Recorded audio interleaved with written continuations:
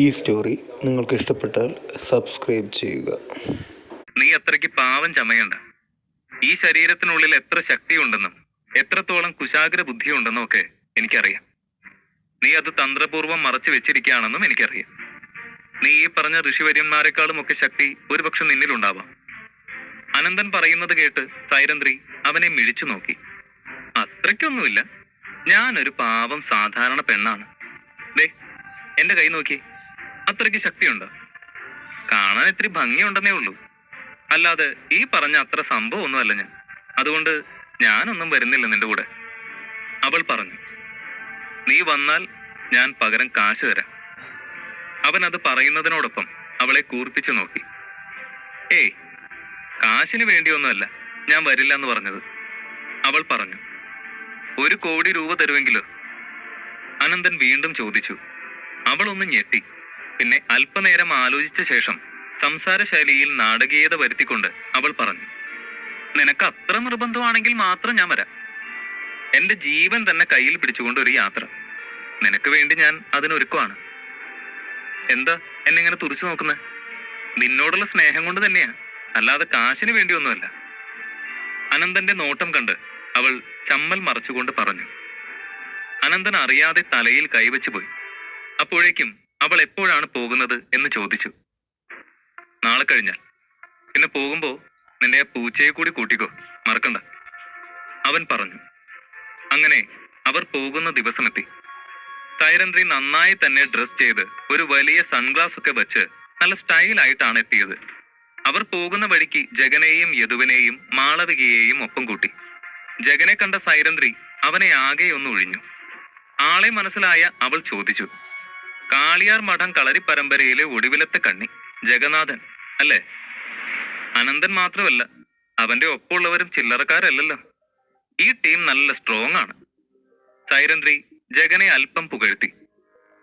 അനന്തൻ റോയ്ക്ക് എന്റെ സഹായം ഒന്നും വേണ്ടി വരില്ല. എന്നാലും ഞാനുണ്ടെങ്കിൽ അനന്തൻ റോയെ ആരും ഒരു ചെറു വിരലുകൊണ്ട് പോലും തൊടില്ല, ജഗൻ പറഞ്ഞു. ആഹാ, ഫ്രണ്ടായ ഇങ്ങനെ ആവണം. അനന്തൻ ലക്കിയ. പിന്നെ അനന്തന് മാത്രമല്ല, അവിടെ എത്തിയ ഒപ്പം വരുന്ന എന്റെ കൂടി സംരക്ഷണം ഏറ്റോളണം, സൈരന്ധ്രി ജഗനോട് സോപ്പിടുന്നത് പോലെ പറഞ്ഞു. ഞാൻ നിന്നെ സംരക്ഷിക്കേണ്ട ആവശ്യമുണ്ടോ സൈരന്ധ്രി? നീയും കളരിപ്പയറ്റിൽ കേമിയാണ് എന്നെനിക്കറിയാം. അന്ന് ആലത്തൂർ മത്സരത്തിന് വിധി പറയാൻ നിന്നത് നീയല്ലേ? അത്രയും വലിയ പോരാട്ടത്തിന് വിധി പറയാനുള്ള യോഗ്യത നിനക്ക് തീർച്ചയായും ഉണ്ടാകുമെന്ന് എനിക്കറിയാമായിരുന്നു. എന്നിട്ടാണോ നീ എന്നോട് സഹായം ചോദിക്കുന്നത്? ജഗൻ ചോദിച്ചു.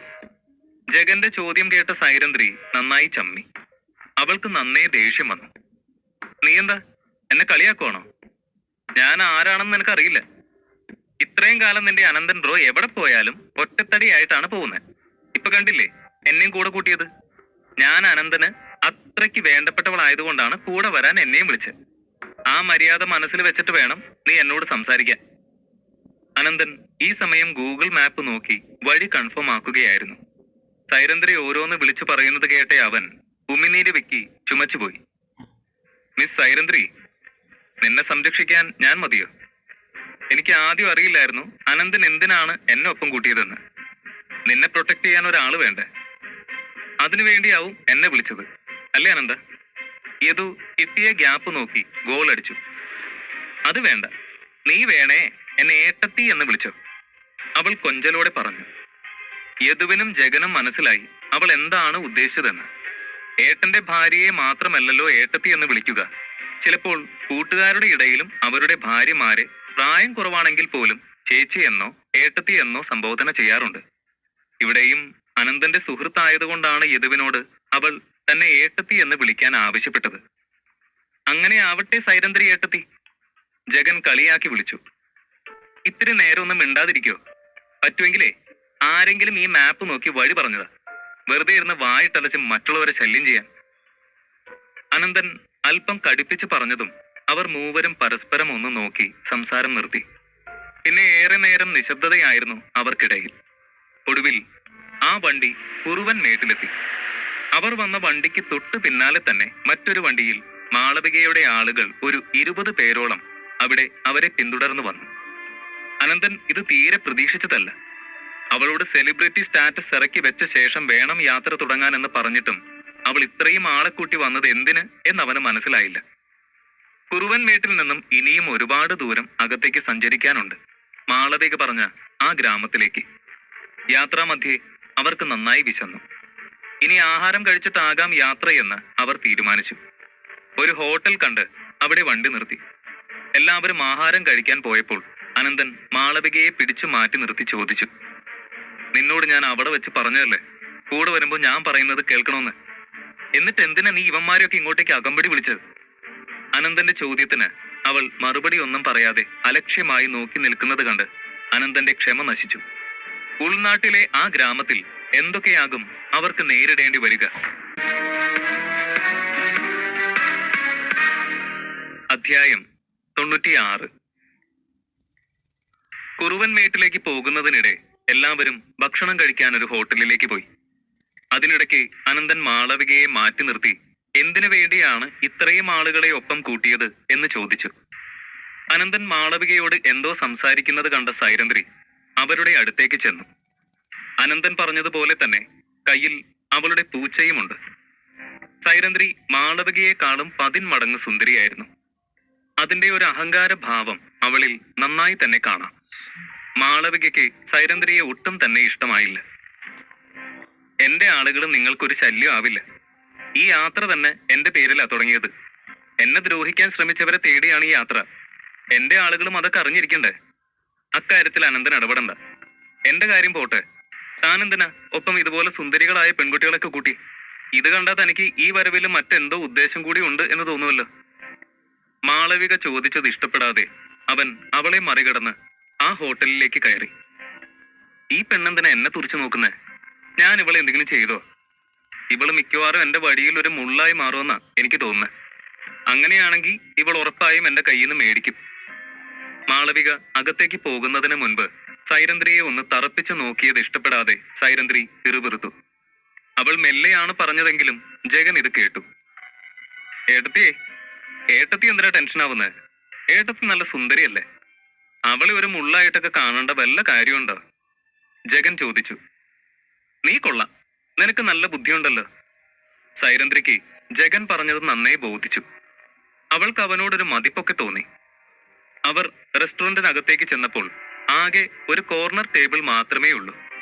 അനന്തന് വിശപ്പുണ്ടായിരുന്നില്ലെങ്കിൽ കൂടി ജഗന്റെ വിശപ്പ് കണ്ടപ്പോൾ അവന്റെ ഒപ്പം ആ ടേബിളിൽ വന്നിരുന്നു.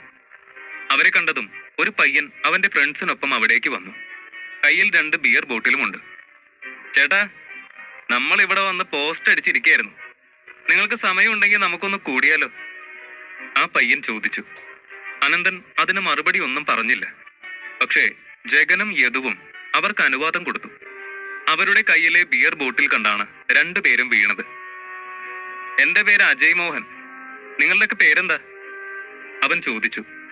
അവർ ഓരോരുത്തരായി സ്വയം പരിചയപ്പെടുത്തി. ഞാൻ ജഗന്നാഥൻ, ജഗൻ എന്ന് വിളിക്കും. I am Yadu Bhargavan. അനന്തൻ വർമ്മ. ഞാൻ സൈരന്ദ്രി, അനന്തന്റെ ഗേൾഫ്രണ്ട് ആണ്. ഇത് കേട്ട് അനന്തൻ അവളെ നോക്കി കണ്ണു തുറച്ചു. ജഗൻ ചിരി കടിച്ചമർത്തി. അപ്പോഴാണ് അവൻ അജയ് എന്ന ആ പയ്യനെ ശ്രദ്ധിച്ചത്. അജയ് മോഹൻ, നല്ല ഫെമിലിയർ ആണ് ആ പേര്. മൂന്നാറിലെ മോഹൻ ആൻഡ് ബ്രദേഴ്സ് എസ്റ്റേറ്റ് നിങ്ങളുടെ അല്ലേ? ജഗൻ ചോദിച്ചു. ആഹാ, ചേട്ടന് നമ്മളെ അറിയാൻ തോന്നുന്നു. ദേ, ഇവൻ എന്റെ അനിയൻ വിജയ് മോഹൻ. അവൻ പരിചയപ്പെടുത്തി. ഒഴിച്ചു വെച്ച ബിയർ എല്ലാവരും കുടിച്ചിട്ടും അനന്തനും ജഗനും മാത്രം കുടിക്കാതിരിക്കുന്നത് കണ്ട് അവർ കാര്യം തിരക്കി. ഒരു കാര്യത്തിന് പോകുന്ന വഴി മദ്യം കഴിക്കരുത്. അത് ആ കാര്യത്തെ പ്രതികൂലമായി ബാധിക്കും. അനന്തൻ പറഞ്ഞത് കേട്ട് അവർ പരസ്പരം നോക്കി. ജഗന് കുടിക്കണമെന്ന ആഗ്രഹം ഉണ്ടായിരുന്നുവെങ്കിലും അവൻ അനന്തന്റെ വാക്കിനെതിരായി ഒന്നും പ്രവർത്തിക്കില്ല. അനന്തന്റെ മറുപടി കേട്ട അജയ് മോഹൻ മുഷിച്ചിൽ മറച്ചു വെക്കാതെ അവനോട് ചോദിച്ചു. നിങ്ങൾ എന്തിനാ ഭയക്കുന്നേ? ഞങ്ങളൊക്കെ ഇല്ലേ കൂടെ? പേടിക്കാതെ എടുത്ത് കുടിക്കുന്നേ. അജയ് പറഞ്ഞു. ഏയ്, ഭയമൊന്നുമല്ല. എനിക്ക് ആൽക്കഹോൾ ആൻഡ് സിഗരറ്റ്സ് തീരെ താല്പര്യമില്ല, അതുകൊണ്ടാ. അനന്തൻ പറഞ്ഞു. അജയ് പിന്നീട് ഒന്നും പറയാൻ നിൽക്കാതെ ആ ബിയർ ബോട്ടിൽ വായിലേക്ക് കമഴ്ത്തി. കുറുവൻമലയിലേക്ക് പോകാൻ നല്ല പാടാ. നിങ്ങൾ എന്റെ ഒപ്പം വന്നോളൂ. നിങ്ങൾക്ക് പോകേണ്ട സ്ഥലം കുറച്ച് പ്രശ്നമുള്ള ഏരിയയാണ്. എന്തെങ്കിലും പേടി തോന്നുന്നുണ്ടെങ്കിൽ തന്നെ ഞങ്ങളുണ്ടല്ലോ. മാളവിക നന്ദഗോപാലിന് ഞങ്ങൾ നേരത്തെയും ഒത്തിരി സഹായം ചെയ്തു കൊടുത്തിട്ടുള്ളതാ. മാമിന് ഞങ്ങൾ നന്നായിട്ട് അറിയാം. നിങ്ങള് മാമിന്റെ ഡോക്ടർ അല്ലേ? ആക്ച്വലി ഇനി മാമിന്റെ കാര്യത്തിൽ നിങ്ങൾക്കൊന്നും ചെയ്യാനില്ല. എല്ലാം ഞങ്ങൾ നോക്കിക്കോളാം, അജയ് മോഹൻ പറഞ്ഞു. അജയ് ഇങ്ങനെയൊക്കെ സംസാരിക്കാൻ കാരണം അവൻ മാളവിക ഏർപ്പാടാക്കിയ ആളാണ്. അവൾക്ക് വേണ്ടിയാണ് അവൻ ആ ഹോട്ടലിൽ വെച്ച് അവരോടൊപ്പം കൂടിയത്. അജയ് അനന്തനെ വല്ലാതെ തെറ്റിദ്ധരിച്ചിരിക്കുന്നു.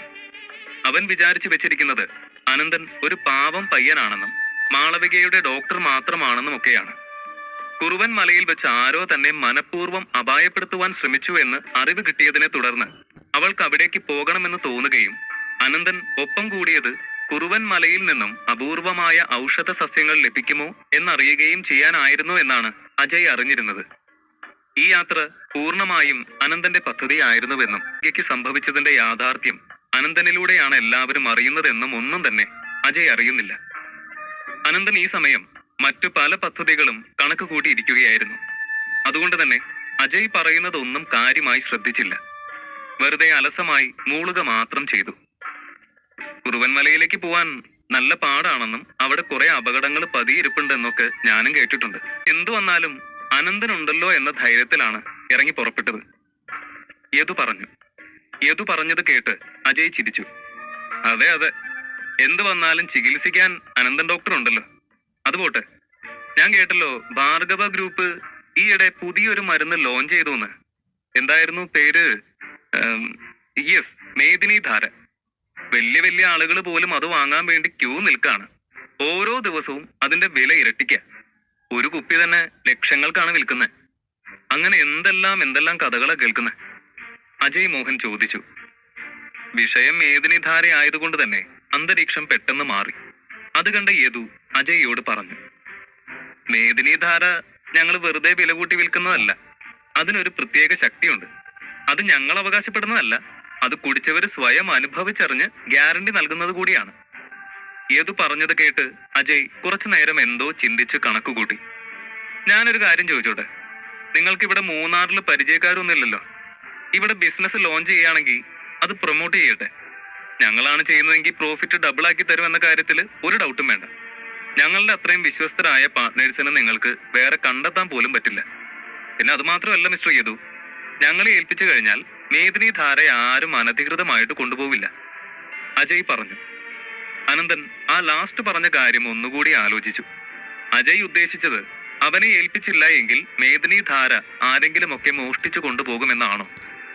അതെ, അങ്ങനെ തന്നെയാണ് അവൻ പറഞ്ഞത്. അപ്പോൾ നമ്മൾ ശരിക്കും ശ്രദ്ധിച്ചില്ല എങ്കിൽ അത് കൊണ്ടുപോകാനായി ഇവിടെ ആൾക്കാരുണ്ടോ? എന്തോ ഒരു അവ്യക്തമായ സൂചന പോലെ അനന്തന് തോന്നി. പക്ഷേ അവൻ കൂടുതലൊന്നും ചോദിക്കാൻ നിന്നില്ല. കാരണം മേദിനി ധാരയുടെ ഓണർ ആൻഡ് പ്രൊഡ്യൂസർ അനന്തനാണ് എന്ന് റിവീൽ ചെയ്തിട്ടില്ലല്ലോ. പബ്ലിക്കിന്റെ മുന്നിൽ അത് ഇപ്പോഴും ഭാർഗവ ഗ്രൂപ്പിന്റെ തന്നെയല്ലേ. അതുകൊണ്ട് അവിടെ വെച്ച് യദുവുമായി ഇതിനെപ്പറ്റി സംസാരം ഒന്നും വേണ്ട എന്ന് ചിന്തിച്ച് അനന്തൻ നിശബ്ദനായിരുന്നു. യദു ചിരിച്ചുകൊണ്ടാണ് അജയ്ക്ക് മറുപടി നൽകിയത്. നീ എന്നെ കളിയാക്കുവാണോ? ഞാൻ എന്റെ ഫാമിലിയുടെ ഒരു ബിസിനസ്സിലും ഇടപെടാറില്ലെന്ന് ഈ ലോകം മുഴുവൻ അറിയുന്ന കാര്യമാണല്ലോ.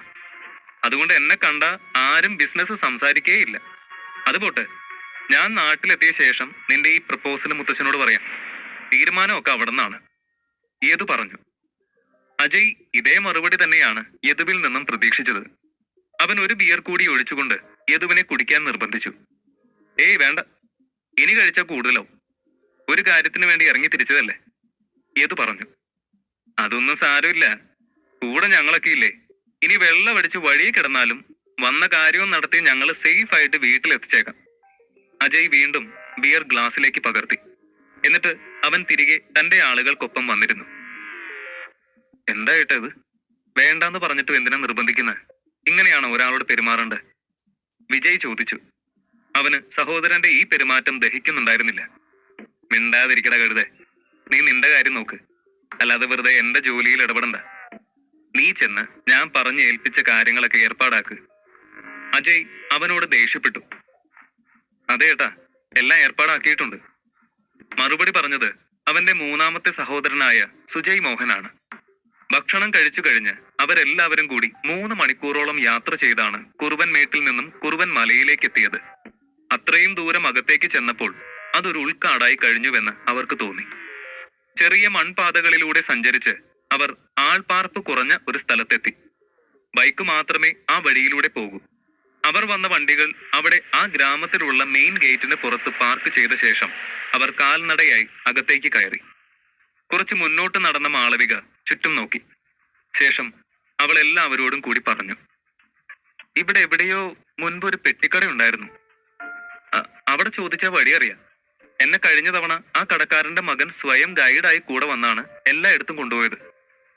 മാളവിക പറഞ്ഞത് കേട്ട് അവർ ആ പെട്ടിക്കട അന്വേഷിച്ചു.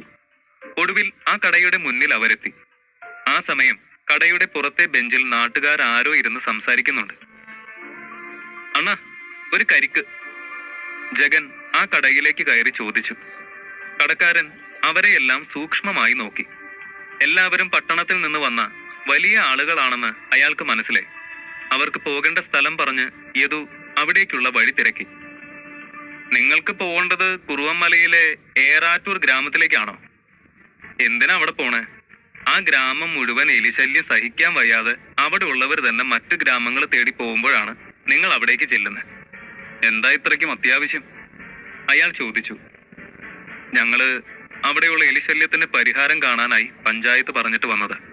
ഗവൺമെന്റിൽ നിന്ന് അവിടുത്തെ ആളുകൾ പരാതി കൊടുത്തിരുന്നില്ലേ? അനന്തൻ ചോദിച്ചു. സത്യമാണോ? കുറെ കാലമായി അധികാരികളുടെ ആരുടെയെങ്കിലും വരവും കാത്തിരിക്കായിരുന്നു. ഞാനാണ് നാട്ടുകാരിൽ ചിലരോട് പണ്ട് സർക്കാരിന് ഒരു പരാതി കൊടുക്കാൻ പറഞ്ഞത്. അന്നും അവർക്ക് വലിയ പ്രതീക്ഷയൊന്നും ഇല്ലായിരുന്നു.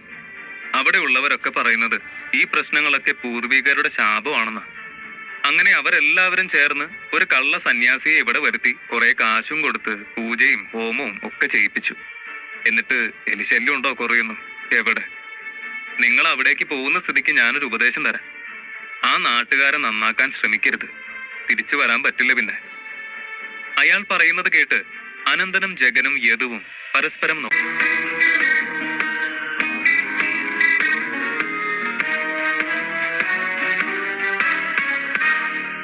അധ്യായം 97.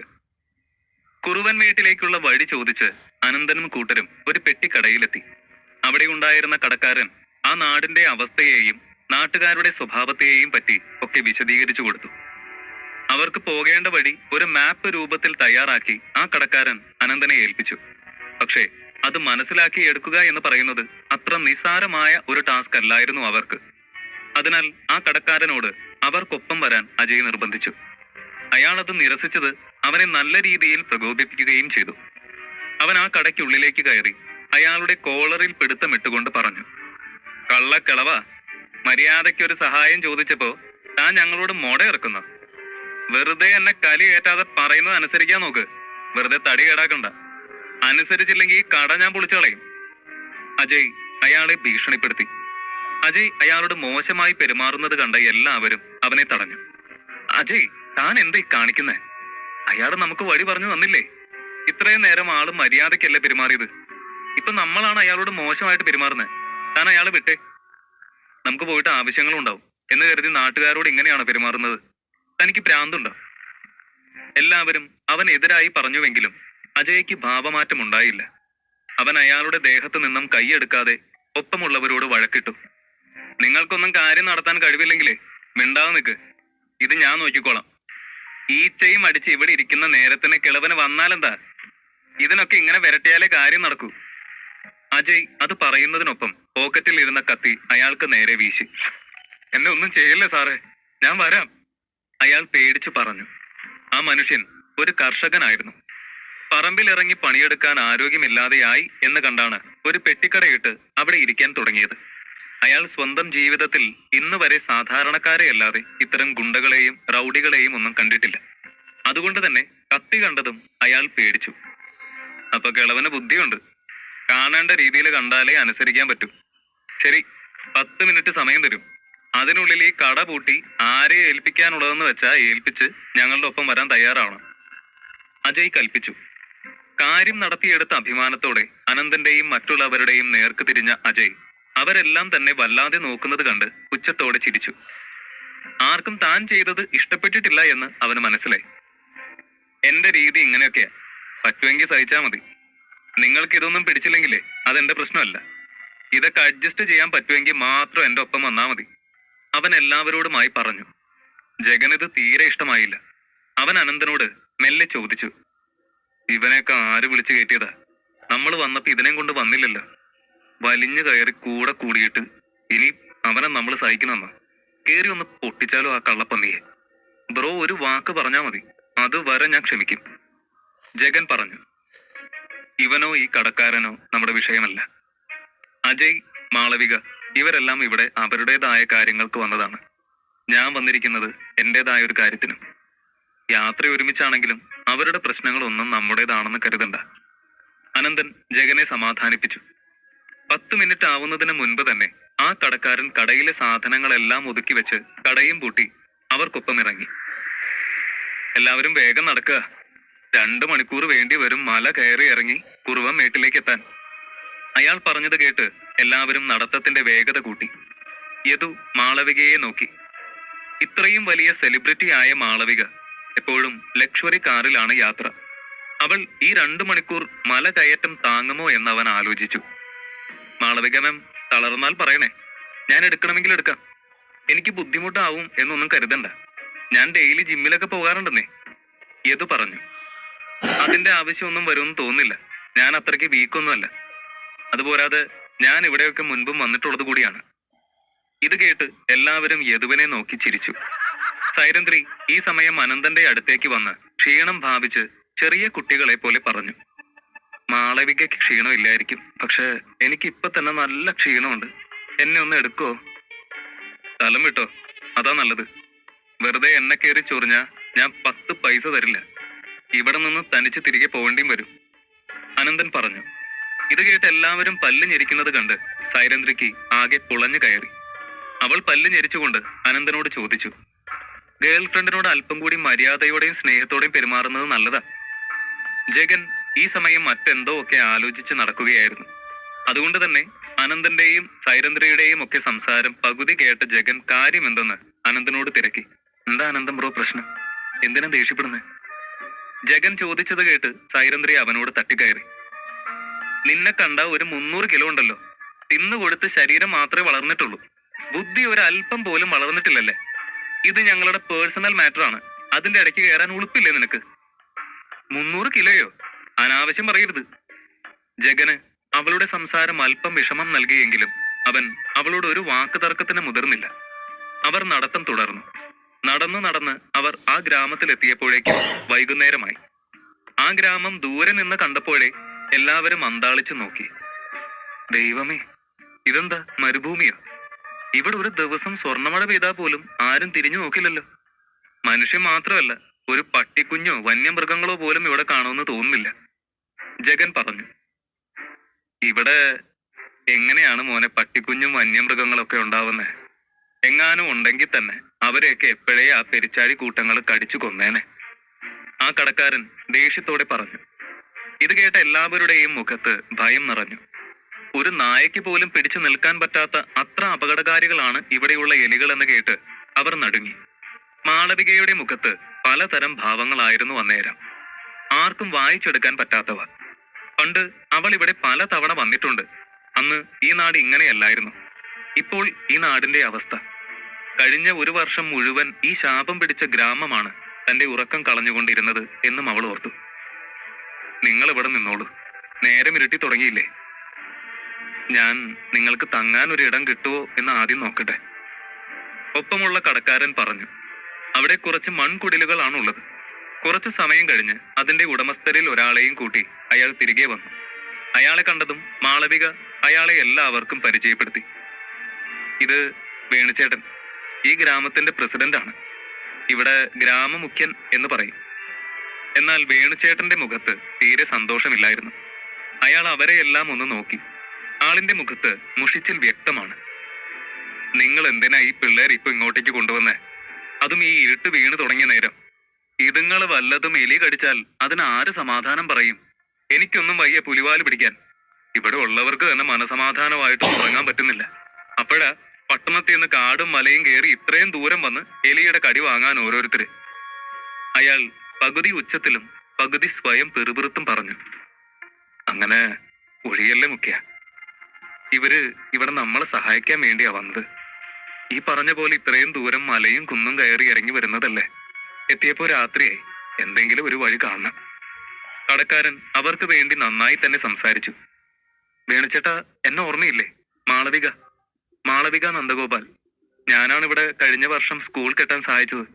ചേട്ടനായിരുന്നു ആ സമയത്ത് എന്റെ ഒപ്പം എല്ലാ കാര്യങ്ങളിലും ഇടപെട്ട് കൂടെ ഉണ്ടായിരുന്നത്. ഇത്ര വേഗം മറന്നു തന്നെ? അവൾ ചോദിച്ചു. ഓ, ഓർമ്മയുണ്ട്. അന്ന് കുട്ടീനല്ലേ എലി കടിച്ച് വലിയ ബുദ്ധിമുട്ടായത്. ആ സംഭവത്തിന് ശേഷം പിന്നെ ഇന്നാണല്ലോ ഇങ്ങോട്ട് വരുന്നത്. കണ്ടല്ലോ, സന്തോഷം. വരൂ, നിങ്ങൾക്ക് ഇവിടെ തങ്ങാനുള്ള എല്ലാ ഏർപ്പാടുകളും ഞാൻ ചെയ്തു തരാം, വേണു പറഞ്ഞു. അവർക്ക് അവിടെ സ്കൂളിലായിരുന്നു താമസിക്കാൻ സൗകര്യം ഏർപ്പാടാക്കിയത്. അവിടെ അവർക്ക് എത്ര നാൾ വേണമെങ്കിലും താമസിക്കാൻ കഴിയും. കാരണം ആ സ്കൂൾ നാളുകളായ അവധിയിലാണ്. എലികളുടെ ശല്യം പേടിച്ച് കുട്ടികളൊന്നും സ്കൂളിലേക്ക് വരാറില്ല. അവരിൽ മിക്കവരും ദൂരെയുള്ള ബന്ധുക്കളുടെ വീട്ടിലും മറ്റുമാണ് ഇപ്പോൾ താമസം. ക്ലാസ് ഒന്നുമില്ലാതെ ഒഴിഞ്ഞു കിടക്കുന്ന സ്കൂൾ ആയതുകൊണ്ട് തന്നെ അവർക്ക് ഗ്രാമമുഖ്യൻ അവിടെ താമസം ഏർപ്പാടാക്കി കൊടുത്തു. സ്കൂളിലെത്തിയ ശേഷം അജയ് മോഹൻ അവന്റെ സഹോദരന്മാരോട് അവർ കൊണ്ടുവന്ന ഇലക്ട്രിക് കമ്പികൾ ആ സ്കൂളിന് ചുറ്റും സ്ഥാപിച്ച് കണക്ഷൻ കൊടുക്കാൻ നിർദ്ദേശിച്ചു. അത് മറികടന്ന് എലികൾക്ക് വരാൻ കഴിയില്ലല്ലോ. അജയ് മോഹന്റെ അനിയന്മാർ അതേ പ്രകാരം ചെയ്തു. പക്ഷേ അനന്തന്റെ ശ്രദ്ധ ഇതിലൊന്നും ആയിരുന്നില്ല. ആ സ്കൂളിന്റെ റൂഫ് ആകെ അവൻ കണ്ണോടിച്ചു. അവിടെ എന്തോ വിചിത്രമായ ഒരു അനുഭൂതി അവനുണ്ടായി. ആ സ്ഥലത്തിന് എന്തൊക്കെയോ പ്രശ്നങ്ങളുണ്ട് എന്ന് അനന്തന്റെ മനസ്സ് പറഞ്ഞു. ജഗനും ആ പരിസരം ആകെ നോക്കി. എന്നിട്ട് ഷർട്ടിന്റെ കോളറിൽ പിടിച്ച് ശരീരത്തിലേക്ക് ഊതിക്കൊണ്ട് അനന്തന്റെ അടുത്തേക്ക് നോക്കി. എന്ത് ചൂടാ ബ്രോ ഇവിടെ. സ്ഥലം കാണാനൊക്കെ ഒരു ചന്തമുണ്ട്. പുറത്തു നിന്ന് കണ്ട പോലെ മരുഭൂമിയല്ല. നല്ല ഗ്രാമീണതയും പച്ചപ്പും ഒക്കെയുണ്ട്. പക്ഷെ ചൂട് അതിനനുസരിച്ച് കുറയുന്നില്ലല്ലോ. ഞാൻ ഇവിടുത്തെ കിണറൊന്ന് പോയി നോക്കട്ടെ. തണുത്ത വെള്ളമാണോ അതോ ഇനി അതിലും ചൂടുവെള്ളമാണോ എന്ന് നോക്കട്ടെ. തണുത്ത വെള്ളമാണെങ്കിൽ ഞാൻ ചിലപ്പോൾ ആ കിണറ്റിലേക്ക് ചാടി തന്നെ കുളിച്ചൂന്ന് വരും, ജഗൻ പറഞ്ഞു. ജഗൻ അങ്ങനെ സ്കൂൾ കോമ്പൗണ്ടിൽ തന്നെയുള്ള കിണറിന്റെ സമീപം ചെന്നു. അപ്പോഴേക്കും അവിടെ നല്ല ഇരുട്ട് വീണ് കഴിഞ്ഞു. വെള്ളം കോരാനായി തൊട്ടി കിണറ്റിലേക്ക് ഇട്ടതും അവൻ കണ്ടു കിണറിന്റെ പിന്നിലെ കുറ്റിക്കാട്ടിൽ സാമാന്യം നല്ലൊരു ഇളക്കം. എന്താണെന്ന് നോക്കാൻ വേണ്ടി അടുത്ത് ചെന്നപ്പോഴേക്കും ഒരു എലി കുതിച്ചു ചാടി പുല്ലിനിടയിലോട്ട് കയറുന്നത് ജഗൻ കണ്ടു. അയ്യോ, എലി, വലിയ എലി! ജഗൻ എല്ലാവരുടെയും ശ്രദ്ധ കിട്ടുന്ന തരത്തിൽ ഉറക്കെ വിളിച്ചു പറഞ്ഞു. ജഗന്റെ ശബ്ദം കേട്ട് യദു ടോർച്ചുമായി ഓടി വന്നു. ഒന്നിലധികം എലികൾ ഉണ്ടവിടെ. സാധാരണ എലികൾ മനുഷ്യരുടെ അനക്കം കണ്ടാൽ ഓടി ഒളിക്കും. എന്നാൽ ഇവയ്ക്ക് മനുഷ്യരെ പേടിയില്ല എന്നവർക്ക് മനസ്സിലായി. കുതിച്ചു ചാടി അവ അവരുടെ നേർക്ക് ചെന്നു. തങ്ങൾക്ക് നേരെ വരുന്ന എലിക്കൂട്ടത്തെ എങ്ങനെയായിരിക്കും ജഗനും യദുവും നേരിടുക?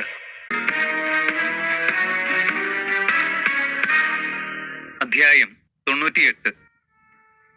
ജഗൻ കുളിക്കാനായി കിണറിന്റെ അരികിലേക്ക് ചെന്നതും കുറ്റിക്കാട്ടിൽ നിന്നും ഒന്നിലധികം എലികൾ അവരുടെ നേർക്ക് ചാടി വീണു. അവരെന്തെങ്കിലും ചെയ്യാൻ തയ്യാറെടുക്കുന്നതിന് മുൻപ് തന്നെ എവിടെ നിന്നോ വന്ന 2 വെടിയുണ്ടകൾ അവയിൽ 2 കൊന്നു വീഴ്ത്തി. ആരാണ് വെടിവെച്ചതെന്നറിയാൻ വേണ്ടി ചുറ്റും നോക്കിയവർ കണ്ടത് തൂക്കുമായി നിൽക്കുന്ന അജയ് മോഹനെയാണ്. ഒറ്റ ബുള്ളറ്റ് കൊണ്ട് തന്നെ ആ എലികളുടെ ശരീരം കീറിയ അവസ്ഥയിലാണ് ചത്തു വീണത്. ആ വെടിയൊച്ചകളുടെ ശബ്ദം കേട്ട മാത്രയിൽ തന്നെ ബാക്കിയുള്ള എലികളെല്ലാം ഓടി ഒളിച്ചു. അവറ്റകൾക്ക് ഇത്രയും സ്പീഡില്ലായിരുന്നുവെങ്കിൽ പടയോടെ തീർത്തേനെ ഞാൻ.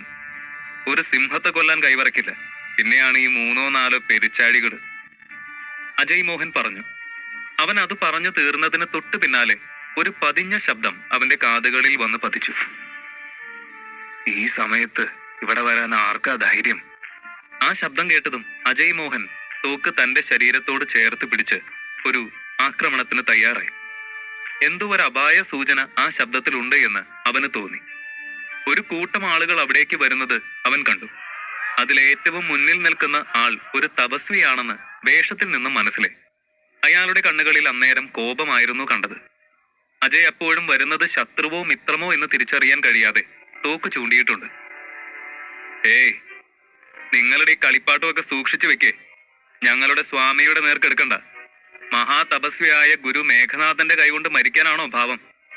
അവിവേകം വേണ്ട, അയാളുടെ ശിഷ്യന്മാരിൽ ഒരാൾ അജയ് മോഹനോട് പറഞ്ഞു. മഹാഗുരു മേഘനാഥൻ. ഈ പേര് കേട്ട് അവരെല്ലാവരും പരസ്പരം നോക്കി. കാരണം മുൻപെങ്ങും അവരിൽ ആരും തന്നെ ഇങ്ങനെ ഒരു പേര് കേട്ടിട്ടുണ്ടായിരുന്നില്ല. അവരുടെ കൂട്ടത്തിൽ ജഗനും സൈരന്ദ്രിക്കുമാണ് ഇങ്ങനെയുള്ള യോദ്ധാക്കളെയും ഗുരുക്കന്മാരെയും തപസ്വികളെയും ഒക്കെ അറിയാവുന്നത്. ജഗനേക്കാളേറെ സൈരന്ദ്രിക്കാണ് നന്നായി അറിയാവുന്നത്. അവളാണ് ജഗനേക്കാളും മുൻപേ എനിക്കറിയില്ല എന്ന ഭാവത്തിൽ അനന്തനെ നോക്കി കൈ മലർത്തി കാണിച്ചത്. എന്തായാലും അയാളുടെ വരവ് നല്ലതിനല്ല എന്ന സൂചന എല്ലാവർക്കും ലഭിച്ചു. മേഘനാഥൻ ദേഷ്യത്തോടെ മുന്നോട്ട് വന്ന് ആ ചത്തുകിടന്ന എലികളെ കാൽ കൊണ്ട് തട്ടിയെറിഞ്ഞു. നിങ്ങളൊക്കെ ആരോട് ചോദിച്ചിട്ട് ഇവിടേക്ക് വന്നത്? എന്റെ കാലങ്ങളായുള്ള പദ്ധതികളാണ് നീയൊക്കെ കൂടി നശിപ്പിച്ചത്. നോക്കിക്കോ, നിന്നെയൊക്കെ ഇന്ന് രാത്രി തന്നെ എലികൾ കടിച്ചു കീറും. അത്രയും പറഞ്ഞ അയാൾ വേഗം തന്നെ തിരികെ പോയി. അവരുടെ ആരുടെയും പ്രതികരണത്തിന് പോലും അയാൾ കാത്തില്ല. അയാളുടെ വരവൊക്കെ കണ്ടു നിന്ന അജയ് മോഹൻ ആശ്വാസത്തോടെ ചിരിച്ചു. ഒരു ഫൈറ്റൊക്കെയാണ് അജയ് പ്രതീക്ഷിച്ചത്. പക്ഷേ വെറുതെ എന്തൊക്കെയോ പുലമ്പിക്കൊണ്ട് തിരികെ പോകുന്ന മേഘനാഥനെ കണ്ട് അവന് പുച്ഛം തോന്നി. മല പോലെ വന്നത് എലി പോലെ പോയി എന്ന് പറഞ്ഞ് അവൻ അയാളെ കളിയാക്കി ചിരിച്ചു. കാട്ടിൽ ഇടയ്ക്കിടെ ഹണ്ടിങ്ങിന് പോകാറുള്ള തന്നെയാണോ ഈ പീറ എലികളുടെ പേര് പറഞ്ഞ് അയാൾ പേടിപ്പിക്കുന്നത് എന്നോർത്തപ്പോൾ അവന് തമാശ തോന്നി. അന്ന് രാത്രി അവർക്ക് ആർക്കും ഉറക്കം വന്നില്ല. അതിന് രണ്ടുണ്ട് കാരണം. ഒന്ന്, അവിടെയാകെ ഒരു ഭയാനകമായ അന്തരീക്ഷമാണ്. മറ്റൊന്ന്, രാത്രി മുഴുവനും എലികളുടെ അസഹനീയമായ ചിലമ്പൽ ശബ്ദം. അജയ് മോഹന്റെ പ്ലാൻ അനുസരിച്ച് ആ ഇലക്ട്രിക് കമ്പികൾ കാരണം ഒറ്റ എലികൾ പോലും ഉള്ളിലേക്ക് കടന്നില്ല എന്നതാണ് വാസ്തവം. ഉറങ്ങാൻ ബുദ്ധിമുട്ടുണ്ടായിരുന്നുവെങ്കിലും രാത്രി ഒരു 2 മണി ആയതോടെ എല്ലാവരും പയ്യെ മയക്കത്തിലേക്ക് വീണു. അന്നത്തെ ദിവസത്തെ മുഴുവൻ യാത്രാക്ഷീണവും അവരെ ഉറങ്ങാൻ നിർബന്ധിതരാക്കി എന്ന് വേണം പറയാൻ. പക്ഷേ അത്രയും അപകടം നിറഞ്ഞ ഒരവസ്ഥയിൽ സ്വയം മറന്നു കിടന്നുറങ്ങാൻ അവർക്ക് സാധിക്കില്ല. അതുകൊണ്ട് അനന്തൻ തന്റെ ഒപ്പം വന്ന 4 പേരെയും വിളിച്ചുണർത്തി വേദനി ധാര കുടിക്കാൻ നൽകി. തൽക്കാലം അത് നിദ്രയെ അകറ്റി നിർത്തും. യദുവിന് ഭാർഗവ ഗ്രൂപ്പ് സ്പോൺസർ ചെയ്യുന്ന ആ മരുന്നിന്റെ സവിശേഷത നന്നായി തന്നെ അറിയാം. അതുകൊണ്ട് അവൻ അതൊറ്റ വലിക്ക് കുടിച്ചു. ജഗനും സൈരന്ദ്രിയും ആ മരുന്ന് കൊതിയോടെയാണ് വാങ്ങിക്കുടിച്ചത്. എല്ലാവരും കുടിക്കുന്നത് കണ്ട് മാളവികയും അത് വാങ്ങിക്കുടിച്ചു. അന്ന് രാത്രി അവരെല്ലാവരും ഉണർന്നിരുന്നു, എലികളെയും കാത്ത്. പക്ഷേ അന്ന് അവരെ ആക്രമിക്കാൻ ഒരു എലി പോലും വന്നില്ല. പക്ഷെ അന്ന് രാത്രി അവർ തങ്ങുന്ന സ്കൂൾ ഒഴികെ ഗ്രാമത്തിലെ എല്ലാ വീടുകളിലും എലികൾ താണ്ഡവമാടിയത് അവർ പിറ്റേന്നാണ് അറിയുന്നത്. അടുത്ത ദിവസം പുലർച്ചെ തന്നെ 20-ലധികം നാട്ടുകാർ അവിടേക്ക് വന്നു. വന്നവരിൽ ഭൂരിഭാഗം പേരും പ്രായമുള്ളവരാണ്. അവരിൽ പലരും ഏതോ തപസ്വിയെ ചീത്ത പറയുന്നുണ്ട്. എവിടെയാ കള്ളസ്വാമി? എത്ര കാശാണ് അയാൾ തട്ടിയെടുത്തത്? എലികളെ ഓടിക്കുമെന്നും പറഞ്ഞ് കുറെ നാളായി ഇവിടെ കൂടിയിട്ട്. ആളുകളെ പൊട്ടന്മാരാക്കുന്നതിലൊക്കെ ഒരു പരിധിയുണ്ട്. ഞാൻ അന്നേ പറഞ്ഞതല്ലേ, അയാള് സ്വാമി ഒന്നുമല്ല, വെറും വേഷം കെട്ടാണെന്ന്. 2 ദിവസം നമ്മൾ സമാധാനമായി ഉറങ്ങി. എന്നിട്ടോ ഇന്നലെ രാത്രി വീണ്ടും എലിശല്യം. വീടാണെ മുഴുവൻ എലികൾ ഓടി നശിപ്പിച്ചിട്ടിരിക്കുക. ഇതിങ്ങനെ പോവാണെ ഞാൻ എന്റെ ഭാര്യയും പിള്ളേരും കൂട്ടി വേറെ വല്ല നാട്ടിലും പോയി ജീവിക്കും. ആളുകളുടെ സംസാരം കേട്ടുകൊണ്ട് അവിടേക്ക് വന്ന മേഘനാഥൻ അവരോട് ദേഷ്യത്തോടെ വിളിച്ചു പറഞ്ഞു, ഇതൊന്നും എന്റെ തെറ്റല്ല. ഇന്നലെ ഇവിടേക്ക് വന്ന ചില പുറം നാട്ടുകാരായ ചെറുപ്പക്കാരുടെ ഭാഗത്തു നിന്ന് വന്ന തെറ്റാണ്. ഞാൻ എന്റെ കർമ്മങ്ങൾ പൂർത്തിയാക്കി എലികൾക്ക് നിയന്ത്രണം ഏർപ്പെടുത്തിയതാണ്. നദിക്കിപ്പുറം അവർ വരാതിരിക്കാൻ വേണ്ടതെല്ലാം ഞാൻ ചെയ്തു കഴിഞ്ഞു. അപ്പോഴാണ് ഇവർ വന്ന എലികളെ അകാരണമായി പ്രകോപിപ്പിച്ചത്. എന്റെ ഇത്ര നാളത്തെയും കഷ്ടപ്പാട് ഇവർ വെള്ളത്തിൽ വരച്ച വര പോലെ ആക്കി കളഞ്ഞു ഒറ്റ നിമിഷം കൊണ്ട്. ഞാൻ ഇനി വീണ്ടും ഒന്നേ എന്ന് തുടങ്ങണം. അതിനു മുൻപ് എത്രയും വേഗം ഇവരെ ഈ നാട്ടിൽ നിന്നും പുറത്താക്കൂ. അയാൾ അനന്തനെയും കൂട്ടരെയും ചൂണ്ടി നാട്ടുകാരോട് പറഞ്ഞു. നാട്ടുകാർ ഇത് കേട്ട് തങ്ങൾക്കെതിരെ തിരിയുന്നതിന് മുൻപ് മാളവിക അവരെ പറഞ്ഞ് മനസ്സിലാക്കാൻ ശ്രമിച്ചു. ഇദ്ദേഹം എന്തോ തെറ്റിദ്ധാരണയുടെ പേരിലാണ് ഇങ്ങനെയൊക്കെ പറയുന്നത്. പക്ഷേ ഞങ്ങൾ സത്യത്തിൽ ഈ കർമ്മങ്ങൾ മുടക്കി നിങ്ങളെ ബുദ്ധിമുട്ടിക്കാൻ വേണ്ടി വന്നതല്ല. ഇന്നലെയായി എലികൾ ഞങ്ങളെ ആക്രമിക്കാൻ വന്നപ്പോഴാണ് ഞങ്ങൾ അവർക്ക് നേരെ ഷൂട്ട് ചെയ്തത്. സത്യത്തിൽ ഞങ്ങൾ നിങ്ങളെ സഹായിക്കണമെന്ന ഉദ്ദേശത്തോടെയാണ് ഇവിടേക്ക് വന്നത്. താൻ ചെയ്ത സേവനങ്ങളുടെ നന്ദിയൊക്കെ മനസ്സിൽ വെച്ചുകൊണ്ട് നാട്ടുകാർ താൻ പറയുന്നത് ക്ഷമയോടെ കേട്ട് മനസ്സിലാക്കി തന്നെ സപ്പോർട്ട് ചെയ്യുമെന്ന മാളവികയുടെ തോന്നൽ അടുത്ത നിമിഷം തന്നെ മാറി. അവളുടെ കാശ് കൊണ്ട് പണിത സ്കൂളിൽ നിന്നാണ് അവർ ഇത്രയും സംസാരിക്കുന്നത് എന്ന് പോലും ആരും ചിന്തിച്ചില്ല. ഈ നാശം പിടിച്ച സ്കൂൾ ആദ്യം ഇവിടെ നിന്ന് പൊളിച്ചു കളയണം. ഇവിടെയാണ് എലികളുടെ താവളം. ആരോ വിളിച്ചു പറയുന്നത് കേട്ട് മാളവികയ്ക്ക് ടെൻഷനായി. അവൾ തന്റെ കാലിലെ മുറിപ്പാട് കാണിച്ചുകൊണ്ട് അവരോട് പറഞ്ഞു, ദേ നോക്കിക്കേ, ഈ നാട്ടിൽ നിന്ന് തന്നെ എനിക്കും കടി കിട്ടിയിട്ടുണ്ട്. ഈ പ്രശ്നങ്ങളുടെയൊക്കെ കാരണം അന്വേഷിച്ചാണ് ഞാൻ വന്നിരിക്കുന്നത്, അതും എന്റെ ഡോക്ടറെയും കൂട്ടിക്കൊണ്ട്. അതുകൊണ്ട് ദയവ് ചെയ്ത് ഞങ്ങൾ ഇവിടെ നിന്ന് ഇറക്കി വിടരുത്. മാളവിക അവരോട് അപേക്ഷിച്ച് പറഞ്ഞു. ഇത് കേട്ട മേഘനാഥൻ അട്ടഹസിച്ച് ചിരിച്ചുകൊണ്ട് പറഞ്ഞു, നിനക്കിവിടെ നിന്നും എലികളുടെ ഉപദ്രവം ഉണ്ടായിട്ടുണ്ടെങ്കിൽ നിനക്കിവിടെ നിൽക്കാം, അതും തനിച്ച്. പുറമേ നിന്നുള്ള ആളുകളുടെ സാന്നിധ്യം അവരെ പ്രകോപിപ്പിക്കും. അതുകൊണ്ട് തനിച്ചു നിൽക്കാൻ ഒരുക്കമാണെങ്കിൽ മാത്രം ഇവിടെ നിന്നോളൂ. അല്ല എങ്കിൽ കൂട്ടാളികളെയും വിളിച്ചുകൊണ്ട് ഇവിടെ നിന്നും പോവുക. മേഘനാഥൻ തറപ്പിച്ചു പറഞ്ഞു. ഗുരു പറയുന്നത് അനുസരിക്ക്. വെറുതെ ക്ഷേത്രത്തിലെ പെരുമാളിന്റെ കോപം വരുത്തരുത്. മേഘനാഥന്റെ ശിഷ്യൻ പറഞ്ഞത് കേട്ട് അനന്തൻ നെറ്റി ചുളിച്ച് അയാൾ കൈ ചൂണ്ടിയ ദിശയിലേക്ക് നോക്കി. ക്ഷേത്രം എന്നൊക്കെ പറയുന്നുണ്ട് എങ്കിലും അല്പം വലിപ്പം കൂടിയ ഒരു കല്ല് മാത്രമാണ് അനന്തൻ അവിടെ കണ്ടത്. ആ കല്ലിനെയാണ് അവർ പെരുമാൾ എന്ന് വിളിക്കുന്നത്. കല്ലിന് ചുറ്റുമുള്ള സ്ഥലമാണ് ക്ഷേത്രം. നമ്മുടെ രണ്ടു കൂട്ടരുടെയും ഉദ്ദേശം ഒന്ന് തന്നെയാ, ആ എലികളെ ഉന്മൂലനം ചെയ്യുക. എന്നാ പിന്നെ പരസ്പരം പോർവിളി നടത്താതെ രമ്യതയിലെത്തിക്കൂടെ? ഒരുമിച്ച് നീങ്ങാമെന്ന് ഞാൻ പറയുന്നില്ല, പക്ഷേ പരസ്പരം തടസ്സമാകാതെ ഇരുവർക്കും അവരവരുടെ വഴി നീങ്ങാമല്ലോ. മേഘനാഥനോട് അനന്തൻ ചോദിച്ചു. നിന്റെ പട്ടണത്തിലെ കളികളൊന്നും തന്നെ ഈ ഗ്രാമത്തിൽ അനുവദനീയമല്ല. നിന്ന് സമയം കളയാതെ ചെല്ല്. അയാൾ അമ്പിനും വില്ലിനും അടുക്കാതെ മറുപടി കൊടുത്തു. മേഘനാഥൻ തന്റെ ഭാണ്ഡത്തിൽ നിന്ന് 7 വിളഞ്ഞ നാരങ്ങകൾ എടുത്ത് കയ്യിൽ വെച്ച് എന്തൊക്കെയോ മന്ത്രങ്ങൾ ഉരുവിട്ടു. മന്ത്രങ്ങളുടെ ശക്തിയിൽ ആ നാരങ്ങകളെല്ലാം കയ്യിലിരുന്ന് പുകഞ്ഞു തുടങ്ങി. എലികളുടെ കൂട്ടമായ നിലവിളി ഓരോ നാരങ്ങയ്ക്കുള്ളിൽ നിന്നും കേൾക്കാൻ കഴിയുന്നുണ്ട്. ഇത് നാട്ടുകാരുടെ മുന്നിൽ പ്രദർശിപ്പിച്ചുകൊണ്ട് മേഘനാഥൻ പറഞ്ഞു. കണ്ടില്ലേ, ഒറ്റ നിമിഷം മതി എനിക്ക് ഈ എലികളെയൊക്കെ ഉന്മൂലനം ചെയ്യാൻ. ഇത് നിന്നെ കൊണ്ടൊക്കെ പറ്റുമോ? ഇല്ലെങ്കിൽ വേഗം ഇവിടെ നിന്ന് പിൻവാങ്ങൂ. മേഘനാഥന്റെ അത്ഭുത സിദ്ധികൾ കണ്ട് നാട്ടുകാരെല്ലാം ഭക്തിയോടെ നിന്നു. അദ്ദേഹം ഈ നാട്ടിൽ തന്നെ തുടരുകയാണ് എങ്കിൽ ഒരു തരത്തിലുമുള്ള അപകടങ്ങൾ അവരെ തേടി എത്തില്ല എന്ന് അവർ ഉറച്ചു വിശ്വസിച്ചു. അജയ് മോഹനും അവന്റെ അനിയന്മാരും നാരങ്ങയ്ക്കുള്ളിൽ നിന്ന് വരുന്ന ഈ ശബ്ദം കേട്ട് ഭയന്ന് വിറച്ചു. സാധാരണ എലികളാണ് എന്ന് കരുതി അവരെ നിഷ്പ്രയാസം കൊല്ലാൻ തുനിഞ്ഞ അജയ് മോഹന് ഇങ്ങനെയുള്ള മാന്ത്രിക കാഴ്ചകൾ ഒട്ടും ഉൾക്കൊള്ളാൻ കഴിഞ്ഞില്ല. ഇതൊന്നും അവന്റെ പ്രതീക്ഷയിൽ ഉള്ളതല്ല. അനന്തൻ അയാളുടെ ചെയ്തികൾ കുറച്ചു നേരം നോക്കി നിന്നു. തനിക്ക് നാണമില്ലടോ ഇങ്ങനെ നാട്ടുകാരെ പറ്റിക്കാൻ. 1 2 ചെപ്പടി വിദ്യ കാണിച്ച് ഈ പാവങ്ങളെ പറ്റിക്കാൻ തനിക്ക് കഴിയുമായിരിക്കും. പക്ഷേ ഇവരുടെ പ്രശ്നങ്ങൾ തീർക്കാൻ തനിക്ക് കഴിവുമില്ല, അതിനുള്ള ഉദ്ദേശവും ഇല്ല. അതെനിക്ക് നന്നായിട്ടറിയാം. നിങ്ങളൊരു കപട സന്യാസിയാണ്. അനന്തൻ എല്ലാവരും കേൾക്കെ ഉറക്കെ വിളിച്ചു പറഞ്ഞു. എനിക്കെതിരെ ഇങ്ങനെ പറയാൻ കെൽപ്പുണ്ട് എന്ന് ഞാൻ വിശ്വസിക്കുന്ന വെറും 3 പേരെ ഈ ഭൂമിയിലുള്ളൂ. പക്ഷേ നീ അവരിൽ ഒരാളല്ല. എന്ത് ധൈര്യമുണ്ടായിട്ടാണ് നീ എന്നെ അപമാനിച്ചത്, അഹങ്കാരി! അയാൾ ദേഷ്യത്തോടെ അനന്തന്റെ നേർക്ക് വിളിച്ചു പറഞ്ഞു. എനിക്ക് എന്ത് യോഗ്യതയുണ്ടായിട്ടാണ് തന്നെ ചോദ്യം ചെയ്തതെന്ന് തനിക്ക് ഉടനെ മനസ്സിലായിക്കോളും. ഇത്രയും നേരം ഇവരെ എല്ലാം പറ്റിച്ച് വലിയ മാജിക് ഷോയൊക്കെ കാണിച്ചതല്ലേ. ഇനി കുറച്ചു നേരം റെസ്റ്റ് എടുക്ക്. യഥാർത്ഥ ഷോ ഞാൻ കാണിച്ചു തരാം. അനന്തൻ അതും പറഞ്ഞ് സൈരന്ധ്രിയുടെ കയ്യിലിരിക്കുന്ന പൂച്ചയെ വാങ്ങി. സൈരന്ധ്രി പെട്ടെന്ന് ഞെട്ടി. തന്റെ പൂച്ചയെ കൊണ്ട് അവൻ എന്താണ് ചെയ്യാൻ പോകുന്നത്? അല്ലെങ്കിൽ തന്നെ ഇവിടെ വന്നത് മുതൽ അത് വല്ലാത്ത തരത്തിൽ മുരളുകയും അസ്വസ്ഥത പ്രകടിപ്പിക്കുകയും ഒക്കെ ചെയ്യുന്നുണ്ട്. സൈരന്ധ്രി ഇനി എന്താണ് അനന്തൻ ചെയ്യാൻ പോകുന്നത് എന്ന് ടെൻഷൻ അടിച്ചു. പൂച്ചയെ കൊണ്ട് എലിയെ പിടിക്കാനാണോ ഉദ്ദേശം? ഇവിടത്തെ എലികളോട് ഈ ലൊട്ടിലൊടുക്ക് വിദ്യ ഒന്നും നടക്കില്ല. കാണാൻ നല്ല സുന്ദരി പൂച്ച. ആ പെൺകൊച്ച് ഓമനിച്ച് വളർത്തുന്നതാണെങ്കിൽ അതിനെ അങ്ങ് കൊടുത്തേക്ക്. അതിനെ കൊണ്ട് എലിയെ പിടിക്കാനാണ് ഉദ്ദേശമെങ്കിൽ അതിന്റെ അന്ത്യസമയം അടുത്തു എന്നേ പറയാൻ പറ്റൂ. കൊച്ചേ, അതിന് ഉയരോടെ വേണമെങ്കിൽ ആ ചെക്കന്റെ കയ്യിൽ നിന്ന് നിന്റെ പൂച്ചയെ തിരിച്ചു മേടിക്ക്. നാട്ടുകാരിൽ ഒരാൾ പറയുന്നത് കേട്ട് സൈരന്ധ്രി ഒരു നടുക്കത്തോടെ അനന്തനെ നോക്കി. അനന്തൻ എന്തായിരിക്കും ആ പൂച്ചയെ കൊണ്ട് ചെയ്യാൻ പോകുന്നത്?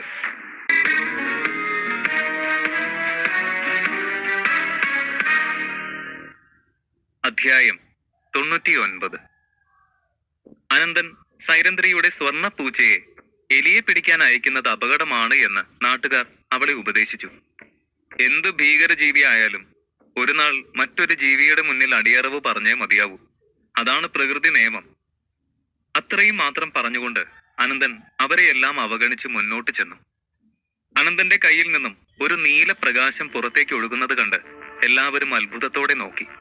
തന്റെ കൈത്തലം പൂച്ചയുടെ തലയിൽ അമർത്തി അനന്തൻ ആ പ്രകാശം അതിന്റെ ശരീരത്തിലേക്ക് വ്യാപിപ്പിച്ചു. ഇതെല്ലാം കണ്ട് സൈരന്ധ്രി ഒന്നും മനസ്സിലാകാതെ വെപ്രാളത്തോടെ നിൽക്കുകയാണ്. എന്താ അനന്ത ഈ ചെയ്യുന്നത്? എന്റെ പൂച്ചയ്ക്ക് എന്തെങ്കിലും പറ്റിയാ? അവൾ ഭയത്തോടെ പറഞ്ഞു. അപ്പോഴേക്കും അവളുടെ പൂച്ച ചാടി എഴുന്നേറ്റ് മൂരി നിവർന്ന് ഉച്ചത്തിൽ മ്യാവൂ എന്ന് മുരണ്ടു. സൈരന്ധ്രി പോലും അതിന്റെ അത്രയും തീക്ഷ്ണമായ ശബ്ദം ഒരുപക്ഷെ ആദ്യമായിട്ടാവും കേൾക്കുന്നത്. അത് കേട്ട് അവിടെ ഉണ്ടായിരുന്ന എലികളെല്ലാം ഓരോ പുൽപ്പരപ്പിനിടയിൽ നിന്ന് പുറത്തു ചാടുകയും ഭയത്തോടെ അങ്ങോട്ടും ഇങ്ങോട്ടും പരക്കം പായുകയും ചെയ്യുന്നത് കണ്ട് അവർ അതിശയിച്ചു. ആ എലികളിൽ ഭയം എന്ന ഭാവം ആദ്യമായിട്ടാണ് ആ നാട്ടുകാർ കാണുന്നത്. ഇത് കണ്ട് സൈരന്ധ്രിയും അത്ഭുതത്തോടെ അനന്തനെയും പൂച്ചയെയും മാറി മാറി നോക്കി. അനന്തന്റെ കയ്യിലെ പ്രഭാവം ഏറ്റുവാങ്ങിക്കൊണ്ട് സൈരന്ധ്രിയുടെ പൂച്ച ഒരു തവണ കൂടി മുരണ്ടു. അതോടെ എലികൾ കൂടുതൽ പരിഭ്രാന്തരായി. അവർ കൂട്ടത്തോടെ അങ്ങോട്ടും ഇങ്ങോട്ടും ഓടി. സാധാരണ ഒരു എലിയാണ് തങ്ങളുടെ നേർക്ക് വരുന്നതെങ്കിൽ പോലും അതിന്റെ കടിയിൽ നിന്ന് രക്ഷപ്പെടാൻ വളരെയധികം പ്രയാസമാണ്. അങ്ങനെ ഇരിക്കെ ഇത്രയും അധികം എലികൾ ഒന്നിച്ച് പുറത്തു ചാടിയത് കണ്ട് നാട്ടുകാരെല്ലാവരും വളരെ ഭയന്നു. ദേഷ്യത്തോടെ മുരളുന്ന പൂച്ചയെ തന്റെ കയ്യിൽ പിടിച്ചുകൊണ്ട് അനന്തൻ ഉറക്കെ പറഞ്ഞു. അനന്തൻ വർമ്മ എന്ന ഞാൻ നിങ്ങളോട് കൽപ്പിക്കുകയാണ്, ദുരാത്മാക്കളെ എന്റെ കാൽ കീഴിൽ വന്ന് അഭയം പ്രാപിക്കുക. അനന്തന്റെ ആജ്ഞ കേട്ട എലികൾക്കെല്ലാം ഭയമേറി. അവർ കഴിവതും വേഗത്തിൽ എവിടെയെങ്കിലും പോയി ഒളിക്കാൻ ശ്രമിച്ചു. സമനില തെറ്റിയതുപോലെ തലങ്ങും വിലങ്ങും ഓടിയ അവ നേരെ ചെന്ന് ഗ്രാമത്തിലെ നദിയിലേക്ക് ചാടി. ഒന്നിനു പിന്നാലെ ഒന്നായി സകല എലികളും നദിയിലേക്ക് ചാടുന്നത് കണ്ട് നാട്ടുകാർ അതിശയിച്ചു. അധികം വൈകാതെ തന്നെ ആ എലികളെല്ലാം വെള്ളത്തിൽ ചത്തുപൊങ്ങി. നാട്ടുകാരെല്ലാവരും ആ കാഴ്ച വിശ്വസിക്കാൻ കഴിയാതെ കണ്ണുമിഴിച്ചു നോക്കി. ഒരു നീണ്ട കാലയളവ് മുഴുവൻ ആ ഗ്രാമത്തിൽ ഭീതി പരത്തിയ എലിപ്പടം മുഴുവൻ ഒറ്റ നിമിഷം കൊണ്ട് പുഴയിൽ ചാടി സ്വയം ജീവൻ ഒടുക്കിയിരിക്കുന്നു. അവരുടെ പ്രശ്നം തീർന്നു കഴിഞ്ഞുവെന്ന് അവർക്ക് ഒട്ടും ഉൾക്കൊള്ളാനായില്ല. അതും വളരെ അനായാസമായി ഒരു പൂച്ചയുടെ കരച്ചിൽ കേൾപ്പിച്ചുകൊണ്ട് മാത്രം. അതായിരുന്നു അവർക്ക് ഏറ്റവും വലിയ അതിശയം. എലികളൊക്കെ തനിയെ പുഴയിൽ ചാടി ചത്തോ? അതെങ്ങനെ? ഈ പുറംനാട്ടുകാരൻ ചെക്കൻ വലിയ മന്ത്രവിദ്യകളൊക്കെ പഠിച്ചവനാണെന്നാ തോന്നുന്നേ. അല്ലാതെ ഒന്നും ഇങ്ങനെ പറ്റില്ല. മേഘനാഥ സ്വാമികളും എല്ലാം തികഞ്ഞ തന്ത്രികനല്ലേ? അദ്ദേഹത്തെക്കാളും നിസാരമായാണല്ലോ ഈ പയ്യൻ ഇതെല്ലാം ചെയ്തത്. നാട്ടുകാർ അതിശയത്തോടെ ഓരോന്ന് പറയുമ്പോൾ അതേ അവസ്ഥയിൽ തന്നെയായിരുന്നു അജയ് മോഹനും. അവൻ സ്വയം ആ എലികളെയൊക്കെ കൊല്ലുമെന്ന് പറഞ്ഞ് വീമ്പിളക്കി അനന്തനെയും ജഗനെയും യദുവിനെയും എല്ലാം പുച്ഛത്തോടെ കണ്ടിട്ട് ഇപ്പോൾ ഇത്ര നിസാരമായി ഒരു റിസ്ക് എടുക്കുക പോലും ചെയ്യാതെ ആ എലികളെ എല്ലാം അനന്തൻ ഇല്ലാതെയാക്കി എന്ന് പറയുമ്പോൾ അജയ് മോഹന് അത് ഉൾക്കൊള്ളാൻ പ്രയാസം തന്നെയായിരുന്നു. അവൻ വിശ്വാസം വരാതെ അനന്തനെ അടിമുടി നോക്കി. ഇവൻ നമ്മൾ വിചാരിച്ച പോലെയല്ലല്ലോ. അറിയാതെ അജയ് മോഹന്റെ നാവിൽ നിന്ന് വീണത് കേട്ട യദു ചിരിച്ചു. അത് മനസ്സിലാകാൻ ഇത്ര സമയം വേണ്ടി വന്നോ തനിക്ക്? ഈ എലികളെ കൊന്നത് കണ്ടിട്ടൊന്നും അനന്തനെ വിലയിരുത്തിയേക്കല്ലേ. അത് മണ്ടത്തരായി പോവും. അനന്തന്റെ കഴിവൊക്കെ ഇതിലും എത്രയോ ഇരട്ടിയായി താൻ അറിയാൻ ബാക്കി കിടക്കുന്നു, യദു പറഞ്ഞു. ഇതെല്ലാം കൗതുകത്തോടെ നോക്കിക്കണ്ടു നിന്ന ജഗൻ അനന്തനോട് ചോദിച്ചു, ഇതെന്ത് വിദ്യയാണ് ഈ ചെയ്തത്? സൈരന്ധ്രിയുടെ പൂച്ചയ്ക്ക് എന്തെങ്കിലും സവിശേഷതയുണ്ടോ? അതോ എന്തെങ്കിലും മന്ത്രത്തിന്റെ ശക്തിയാണോ? എങ്ങനെ ഈ എലികളെല്ലാം ഒന്നിച്ചു പോയി ചത്തത്? തന്റെ പൂച്ചയുടെ കഴിവാണ് ഇത് എന്ന് സൈരന്ധ്രി ഉറച്ചു വിശ്വസിച്ചു. അതിന്റെ ഒപ്പം ജഗൻ അങ്ങനെ ചോദിക്കുക കൂടി ചെയ്തപ്പോൾ അവൾ ആകെ അങ്ങ് പൊങ്ങിപ്പോയി. അനന്തന്റെ കയ്യിൽ നിന്ന് തന്റെ പൂച്ചയെ അവൾ എടുത്തു. കാര്യം കഴിഞ്ഞില്ലേ? ഇനി എന്റെ പൂച്ച എങ്ങതാ? മാന്ത്രിക പൂച്ച ആയതുകൊണ്ട് തന്നെ ഇനി ഇതിന് ആവശ്യക്കാർ കൂടും. ആർക്കും കൊടുക്കില്ല ഞാൻ. പിന്നെ നിനക്ക് ഇതുപോലെ എന്തെങ്കിലുമൊക്കെ ആവശ്യം വന്നാൽ മാത്രം എന്നോട് പറഞ്ഞാൽ മതി. ഞാൻ ഇവളെ കൊണ്ട് നടത്തിത്തരാം, സൈരന്ധ്രി അല്പം ഗാംഭീര്യത്തോടെ പറഞ്ഞു. സൈരന്ധ്രി സ്നേഹത്തോടെ തന്റെ പൂച്ചയെ തലോടി.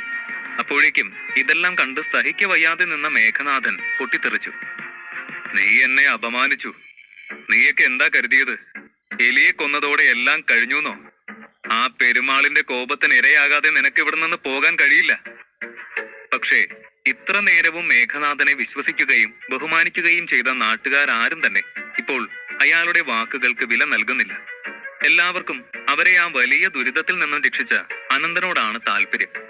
പിന്നെ വാചകം അടിക്കാം, ആദ്യം ഞങ്ങളുടെ കയ്യിൽ നിന്ന് വാങ്ങിച്ചെടുത്ത കാശ് തിരിച്ചതാ, എന്നിട്ട് മതി ഭീഷണിയും ശാപവും എല്ലാം. അതെ അതെ, കാശ് തന്നിട്ട് വേഗം സ്ഥലം ഇടാൻ നോക്ക്, അല്ലാതെ വെറുതെ നിന്ന് സമയം കളയണ്ട. ഇനി ഞങ്ങൾക്ക് ഇതുപോലെ എന്തെങ്കിലും സഹായം ആവശ്യമായി വരികയാണെങ്കിൽ ഞങ്ങൾ അനന്തനെ വിളിച്ചോളാം. ഇത്രയും നാളും ഭവ്യതയോടെ മാത്രം പെരുമാറിയ നാട്ടുകാർ പറയുന്നത് കേട്ട് മേഘനാഥൻ അപമാനം കൊണ്ട് പുളഞ്ഞു. അയാൾ വീണ്ടും കലി കയറി അനന്തനെ ചീത്ത പറഞ്ഞു. നീയാണ് എല്ലാത്തിനും കാരണം. നീയാണ് എനിക്ക് കിട്ടിക്കൊണ്ടിരുന്ന ഭക്തി, ബഹുമാനം, ആദരവ്, വരുമാനം എല്ലാം ഇല്ലാതെയാക്കിയത്. നീയാണ് എന്നെ ഇവരുടെ മുന്നിൽ കപട സന്യാസിയാക്കിയത്. അയാൾ അലറി. കൊള്ളാം, ഭക്തി, ബഹുമാനം, ആദരവ്, പിന്നെ വരുമാനം, അതെനിക്കിഷ്ടപ്പെട്ടു. മഹാഗുരു എന്ന മഹത്തായ വിശേഷണം അത് താൻ പണം സമ്പാദിക്കാൻ വേണ്ടി ഉപയോഗിക്കുന്നു. അതും ആളുകളുടെ കണ്ണിൽ പൊടിയിട്ടുകൊണ്ട് വളഞ്ഞ മാർഗത്തിലൂടെ. കഷ്ടം തന്നെ. അനന്തൻ ഈർഷ്യയോടെ പറഞ്ഞു. നിനക്കെന്താ, എന്നെ ശിക്ഷിക്കണമെന്ന ഭാവമാണോ? ഇപ്പോഴും നീ മനസ്സിലാക്കിയിട്ടില്ല നീ ആരോടാണ് കളിക്കുന്നതെന്ന്. അയാൾ പല്ല് കടിച്ചുകൊണ്ട് പറഞ്ഞു. അനന്തൻ അയാളുടെ ഭീഷണി കേട്ടതും ദൂരെ കാണുന്ന ആ കല്ലിലേക്ക്, അയാളുടെ പെരുമാളിലേക്ക് നോക്കി. പൈശാചിക ശക്തി തന്നെയാണ് ആ കല്ലിൽ ഉള്ളത് എന്ന് അനന്തൻ മനസ്സിലാക്കി. അതിന്റെ ധൈര്യത്തിലാണ് അയാളുടെ ഈ നെകളിപ്പ്. നിന്റെ അഹങ്കാരത്തിന്റെ പൊരുൾ എനിക്ക് മനസ്സിലായി. നിന്നോടൊപ്പം നിനക്ക് കാവലാകും എന്ന് നീ വിശ്വസിക്കുന്ന ആ ശക്തിയെ കൂടി ഞാൻ ഉന്മൂലനം ചെയ്യും. നിനക്ക് രക്ഷപ്പെടണമെന്ന് ആഗ്രഹമുണ്ടെങ്കിൽ ഇപ്പോ ഒരു അവസരം ഞാൻ നൽകാം. എന്റെ കാലിൽ വീണ് മാപ്പിരക്ക്, ഞാൻ നിന്നെ വെറുതെ വിടാം. അനന്തൻ പറഞ്ഞു. നീ എന്നോട് ദയ കാണിക്കാന്നോ? നീ എന്റെ പെരുമാളിന്റെ ശക്തിയെയാണ് ഇപ്പോൾ പരിഹസിച്ചിരിക്കുന്നത്. ആ ശക്തി എന്താണെന്ന് അറിയാൻ തയ്യാറായിക്കോളൂ, അയാൾ പറഞ്ഞു. മേഘനാഥൻ തന്റെ തോൾ സഞ്ചിയിൽ നിന്നും ഒരു കറുത്ത തുണിയിൽ പൊതിഞ്ഞ എന്തോ ഒന്ന് അഴിച്ചെടുത്തു. അയാൾ മെല്ലെ കറുത്ത തുണി മാറ്റി. അയാളുടെ കയ്യിൽ ഒരു വലിയ കറുത്ത ഉരുളൻ കല്ല് അനന്തൻ കണ്ടു. ആ കിഴിയിൽ നിന്ന് തന്നെ ഒരു പിടി ചാരവും അയാൾ എടുത്തു. ആ ചാരം അയാൾ കല്ലിന് മേലെ വിതറി. എല്ലാവരും നോക്കി നിൽക്കെ ആ സാധാരണ ഉരുളൻ കല്ലിന്റെ പുറത്ത് 12 രാശി ചക്രങ്ങളും അവയുടെ ചിഹ്നങ്ങളും തെളിഞ്ഞു വന്നു. അതിന്റെയൊക്കെ ഒത്ത നടുവിലായി ഒരു നാഗത്തിന്റെ രൂപവും തെളിഞ്ഞു. ആ കല്ലിലേക്ക് നോക്കി നിൽക്കവേ പൈശാചികമായ ഒരു ചിരി തെളിഞ്ഞു മേഘനാഥന്റെ മുഖത്ത്. അയാൾ ആ കല്ലിനെ അവിടെ കണ്ടൊരു കരിങ്കൽ ഭിത്തിയിലേക്ക് വലിച്ചെറിഞ്ഞു. ഉരുളൻ കല്ല് രണ്ടായി പൊട്ടിപ്പിളർന്നു. ആ കല്ല് പിളർന്ന നിമിഷം തന്നെ അവിടെ ഉണ്ടായിരുന്ന പെരുമാളിന്റെ രൂപവും ആകെയൊന്ന് ഇളകി. ശക്തമായ കാറ്റ് വീശുന്നതിനോടൊപ്പം അവിടുത്തെ നദിയും നിറഞ്ഞു കലങ്ങി ഒഴുകാൻ തുടങ്ങി. പെരുമാളിന്റെ ശില ഇളകിയതും ഒരു വലിയ ഗുഹ അതിന് പിന്നിലായി കാണാൻ കഴിഞ്ഞു. അതിന്റെ വാതിൽ പോലെയായിരുന്നു ഇത്രയും നാളും ആ വലിയ കല്ല് അവിടെ മറഞ്ഞിരുന്നത്. ആ ഒരു ശില ഇളകിയതും ആ ഗുഹയുടെ മുന്നിലുണ്ടായിരുന്ന ചെറിയ കല്ലുകളെല്ലാം അടർന്നു വീണു. അങ്ങനെ ആ ഗുഹാ കവാടം വലുതായി. ഇതെല്ലാം കണ്ടുനിന്ന നാട്ടുകാർ അതിശയവും പരിഭ്രമവും കലർന്ന മുഖത്തോടെ ഇനി എന്ത് സംഭവിക്കുമെന്ന ഭീതിയിൽ നിൽപ്പാണ്. ആ ഞെട്ടൽ വിട്ടുമാറുന്നതിന് മുൻപ് തന്നെ ഗുഹയ്ക്കുള്ളിൽ നിന്നും ഒരു അലർച്ച കൂടി കേട്ടു. അടഞ്ഞുകിടന്ന ഗുഹയിൽ നിന്നും ആരാണ് ഇങ്ങനെ അലറുന്നത്? അവർ ഒരു വിറയലോടെയാണ് അക്കാര്യം ചിന്തിച്ചത്. ആളുകളുടെ പരിഭ്രമം കണ്ട ജഗൻ ഗ്രാമമുഖ്യന്റെ കോളറിൽ കയറി പിടിച്ചു. താൻ ഈ നാട്ടുകാരനല്ലേ? താനല്ലേ ഇവിടുത്തുകാരുടെ നേതാവ്? പറയടോ, എന്താ ഗുഹയ്ക്കുള്ളില്? അവൻ അയാളെ വിരട്ടി ചോദിച്ചു. ജഗന്റെ മട്ടും ഭാവവും കണ്ട വേണു ഭയത്തോടെ അവനോട് ആ ഗുഹയെപ്പറ്റി വിശദീകരിച്ചു. ഒത്തിരി വർഷങ്ങൾക്ക് മുൻപ് ഈ മലയിൽ ഒരു വലിയ കുഴി ഉണ്ടായിരുന്നു. കുഴി എന്നല്ല, ഗർത്തം എന്ന് തന്നെ പറയാം. ആ ഗർത്തത്തിൽ നിറയെ വിഷപ്പാമ്പുകൾ വസിച്ചിരുന്നു. അക്കാലത്ത് ഇവിടെയുള്ള ഒരാളിന് വസൂരി പിടിപെട്ടു. രോഗം പടരാതെ നോക്കാൻ വേണ്ടി അന്ന് ഇവിടുത്തെ ആളുകളെല്ലാം ചേർന്ന് ആ രോഗിയെ ഈ ഗർത്തത്തിലേക്ക് കൊണ്ടെറിഞ്ഞു. ഞാൻ കേട്ടിട്ടുള്ളത് ആ ഭാഗത്ത് എവിടെയോ ഒരു കിണറ് കൂടി ഉണ്ടെന്നാണ്. മരിച്ച ആളുകളെയൊക്കെ അവിടെ കൊണ്ടിടാറുണ്ടത്രേ. അത്രയും പറഞ്ഞപ്പോഴേക്കും ജഗൻ വേണുവിനെ വെറുതെ വിട്ടു. ശേഷം അനന്തന്റെ അരികിലേക്ക് വന്നു. അനന്തൻ ബ്രോ, എനിക്ക് തോന്നുന്നത് ഇവിടെ മുഴുവൻ പിശാചുക്കളുടെ വിളയാട്ടമാണെന്ന്. നമ്മൾ വന്ന കാര്യം മാത്രം നടത്തിയിട്ട് തിരികെ പോകാം. ഇതിന്റെയൊക്കെ പിന്നാലെ പോകേണ്ട ആവശ്യം നമുക്കിപ്പോ ഉണ്ടോ? അവൻ പറഞ്ഞതാ ശരി. നമുക്ക് ഈ അപകടം പിടിച്ച സ്ഥലത്ത് നിൽക്കാതെ വേഗം തിരിച്ചു പോവാം. എന്റെ പൂച്ച നേരത്തെ തന്നെ എലികളെയൊക്കെ പേടിപ്പിച്ച് പുഴയിൽ ചാടിച്ചില്ലേ? സൈരന്ദ്രി അഭിമാനത്തോടെ പറഞ്ഞു. പോകുന്നതിനെ പറ്റി നമുക്ക് പിന്നെ ആലോചിക്കാം. തൽക്കാലം നിങ്ങൾ രണ്ടാളും എനിക്കൊരു സഹായം ചെയ്യും. ഒരാൾ ഈ നാട്ടുകാരുടെ സുരക്ഷിതത്വം ഉറപ്പാക്കുക. മറ്റേയാൾ ആ കള്ള മേഘനാഥനെ രക്ഷപ്പെടാൻ അനുവദിക്കാതെ തടഞ്ഞു വെക്കേ. അനന്തൻ പറയുന്നതൊക്കെ കേട്ട സൈരന്ദ്രിയും ജഗനും അവന്റെ അടുത്ത നീക്കം എന്താണ് എന്ന് മനസ്സിലാവാതെ പരസ്പരം നോക്കി.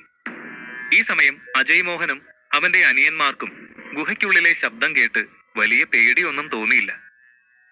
നല്ല മുഴുത്ത കരടിയാണ് അതിന്റെ അകത്തുനിന്ന് തോന്നുന്നു. കിട്ടിയ ഒറ്റ വെടിക്ക് തീരും. അജയ് മോഹൻ ഒരു തികഞ്ഞ വേട്ടക്കാരന്റെ ഭാവത്തിൽ പറഞ്ഞു. മുന്നോട്ട് നടന്ന അജയ് മോഹനെ അനന്തൻ തടഞ്ഞു. കുറച്ചു കാലം കൂടി ജീവിച്ചിരിക്കണമെന്ന് ആഗ്രഹമുണ്ടെങ്കിൽ അങ്ങോട്ട് പോകണ്ട. അനന്തൻ പറഞ്ഞത് കേട്ട് അജയ് ചിരിച്ചു. അനന്തൻ, പേടിക്കണ്ട, ദേ കണ്ടില്ലേ, ഗണ്ണുണ്ട് എന്റെ കയ്യില്. അതെന്നെ ഒന്നും ചെയ്യില്ലെന്ന് മാത്രമല്ല, എന്റെ കയ്യിൽ നിന്ന് ജീവനോടെ രക്ഷപ്പെടുകയുമില്ല. അനന്തൻ ഇപ്പൊ തന്നെ എലികളെ എല്ലാം നശിപ്പിച്ച ഹീറോ ആയില്ലേ, ഇനി എനിക്കൊരു അവസരം താ ബ്രോ. അത്രയും പറഞ്ഞ് അനന്തന്റെ മറുപടിക്ക് കാക്കാതെ അജയ് തന്റെ ആളുകളെയും കൂട്ടി ഗുഹയിലേക്ക് പോകാൻ ഒരുങ്ങി.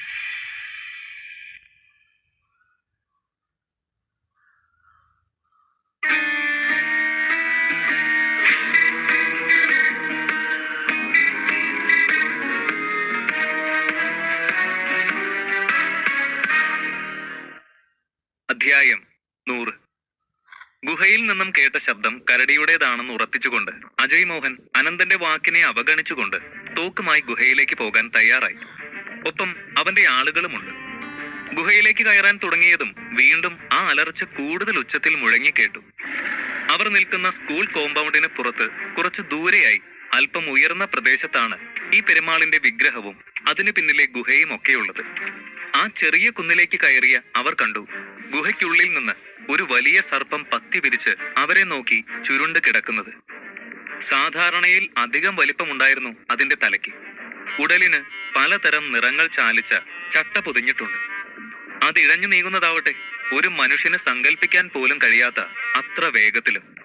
അതിന്റെ ഏറ്റവും വലിയ സവിശേഷത എന്തെന്നാൽ അതിന് 2 തലകളുണ്ട് എന്നുള്ളതാണ്. വലിയ ആവേശത്തിലാണ് അങ്ങോട്ടേക്ക് ചെന്നതെങ്കിലും ആ സർപ്പത്തെ കണ്ടതോടെ അജയ് മോഹന്റെ സകല ധൈര്യവും ചോർന്നു പോയിട്ടുണ്ട്. അവൻ തിരിഞ്ഞു ഓടാൻ പോലും കഴിയാതെ അവിടെ തറഞ്ഞു നിന്നു. അജയ് മാത്രമല്ല, അവന്റെ ഒപ്പമുള്ളവരും രക്തം പോലും തണുത്തുറഞ്ഞ് നിശ്ചലമായ അവസ്ഥയിൽ തന്നെയാണുള്ളത്. ഓടി രക്ഷപ്പെടണമെന്ന് എല്ലാവർക്കും ഒരുപോലെ ആഗ്രഹമുണ്ട്.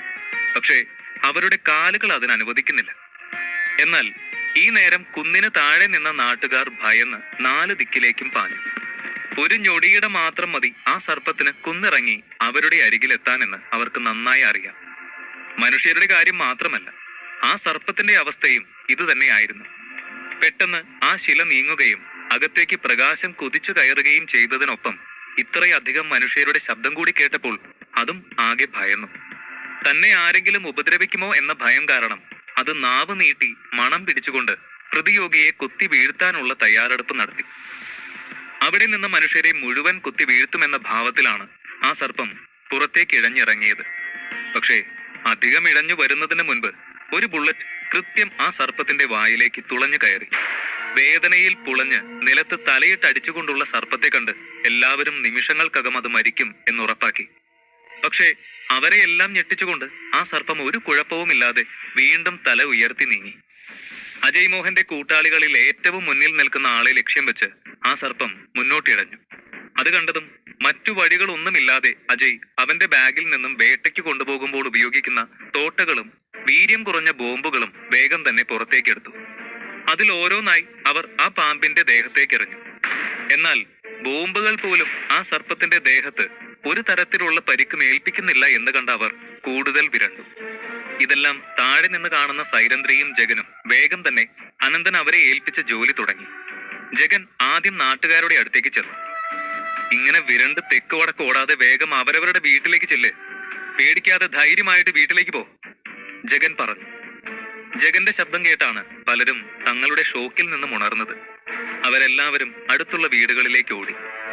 ഈ പ്രശ്നങ്ങളെല്ലാം കണ്ട് മാറി നിന്ന മേഘനാഥൻ പുറക്കെ സർപ്പത്തെ നോക്കി വിളിച്ചു പറഞ്ഞു, വിഴുങ്ങ്, എല്ലാത്തിനെയും പിടിച്ചു വിഴുങ്ങ്, ഒന്നിനെയും ബാക്കി വെക്കരുത്. എന്നെ അപമാനിച്ച ഒന്നിനെ പോലും ജീവനോടെ വാഴാൻ അനുവദിക്കരുത്. വിശപ്പ് മാറും വരെ വിഴുങ്ങിക്കോ. മനുഷ്യരെ വിഴുങ്ങാൻ തയ്യാറെടുക്കുന്ന സർപ്പത്തെ നോക്കി പകയോടെ മേഘനാഥൻ വിളിച്ചു പറഞ്ഞു, സ്വാമിജി, അങ്ങിനി ഇവിടെ നിൽക്കണ്ട. ആ സർപ്പം കലി ഇളകി നിൽക്കുക. നമുക്ക് വേഗം രക്ഷപ്പെടാം. മേഘനാഥന്റെ ശിഷ്യന്മാരിൽ ഒരാൾ ഭയത്തോടെ അയാളോട് പറഞ്ഞു, നീ പേടിക്കണ്ട. ആ സർപ്പത്തെ അടക്കി നിർത്താൻ എനിക്ക് കഴിയും. അത് നമ്മളെ ആരെയും ഒന്നും ചെയ്യില്ല. സമാധാനമായി നിന്ന് മുന്നിലുള്ള അസുലഭ നിമിഷങ്ങൾ കണ്ട് ആസ്വദിക്കൂ, മേഘനാഥൻ പറഞ്ഞു. അയാൾ ശിഷ്യനോട് സംസാരിച്ച് തിരിഞ്ഞതും സൈരന്ദ്രി ഒരു കാറ്റ് പോലെ പാഞ്ഞു വന്ന് അയാളുടെ താടി നോക്കി ഒരു ഉഗ്രൻ ചവിട്ട് വെച്ചു കൊടുത്തു. അപ്രതീക്ഷിതമായ ആക്രമണത്തിൽ നടുങ്ങി അയാൾ തെറിച്ച് നിലത്തേക്ക് വീണു. അവിടെ നിന്ന് അടങ്ങാത്ത കോപത്തോടെയാണ് അയാൾ എഴുന്നേറ്റ് വന്നത്. നീയും മരിക്കാൻ ഒരുങ്ങി തന്നെയാണോ അവന്റെ കൂടെ ഇറങ്ങി തിരിച്ചത്? അവളോടത് ചോദിക്കുമ്പോൾ ഒരു പെണ്ണിന്റെ മുന്നിൽ തോറ്റു കൊടുക്കില്ല എന്ന വാശിയായിരുന്നു അയാളുടെ ഉള്ളിൽ നിറയെ. പക്ഷേ സൈരന്ധ്രിയെ ദുർബലയായ ഒരു പെണ്ണായി വില കുറച്ച് കണ്ടത് അയാൾക്ക് വിനയായി.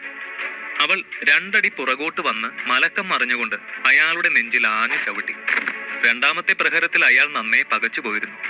ആയാസപ്പെട്ടുകൊണ്ട് എഴുന്നേറ്റ് വരാൻ തുടങ്ങിയ അയാളുടെ നെഞ്ചിലേക്ക് വീണ്ടും തന്റെ കാൽ കയറ്റി വെച്ച് സൈരന്ധ്രി അയാളെ ആ നിലത്തേക്ക് അമർത്തി കിടത്തി.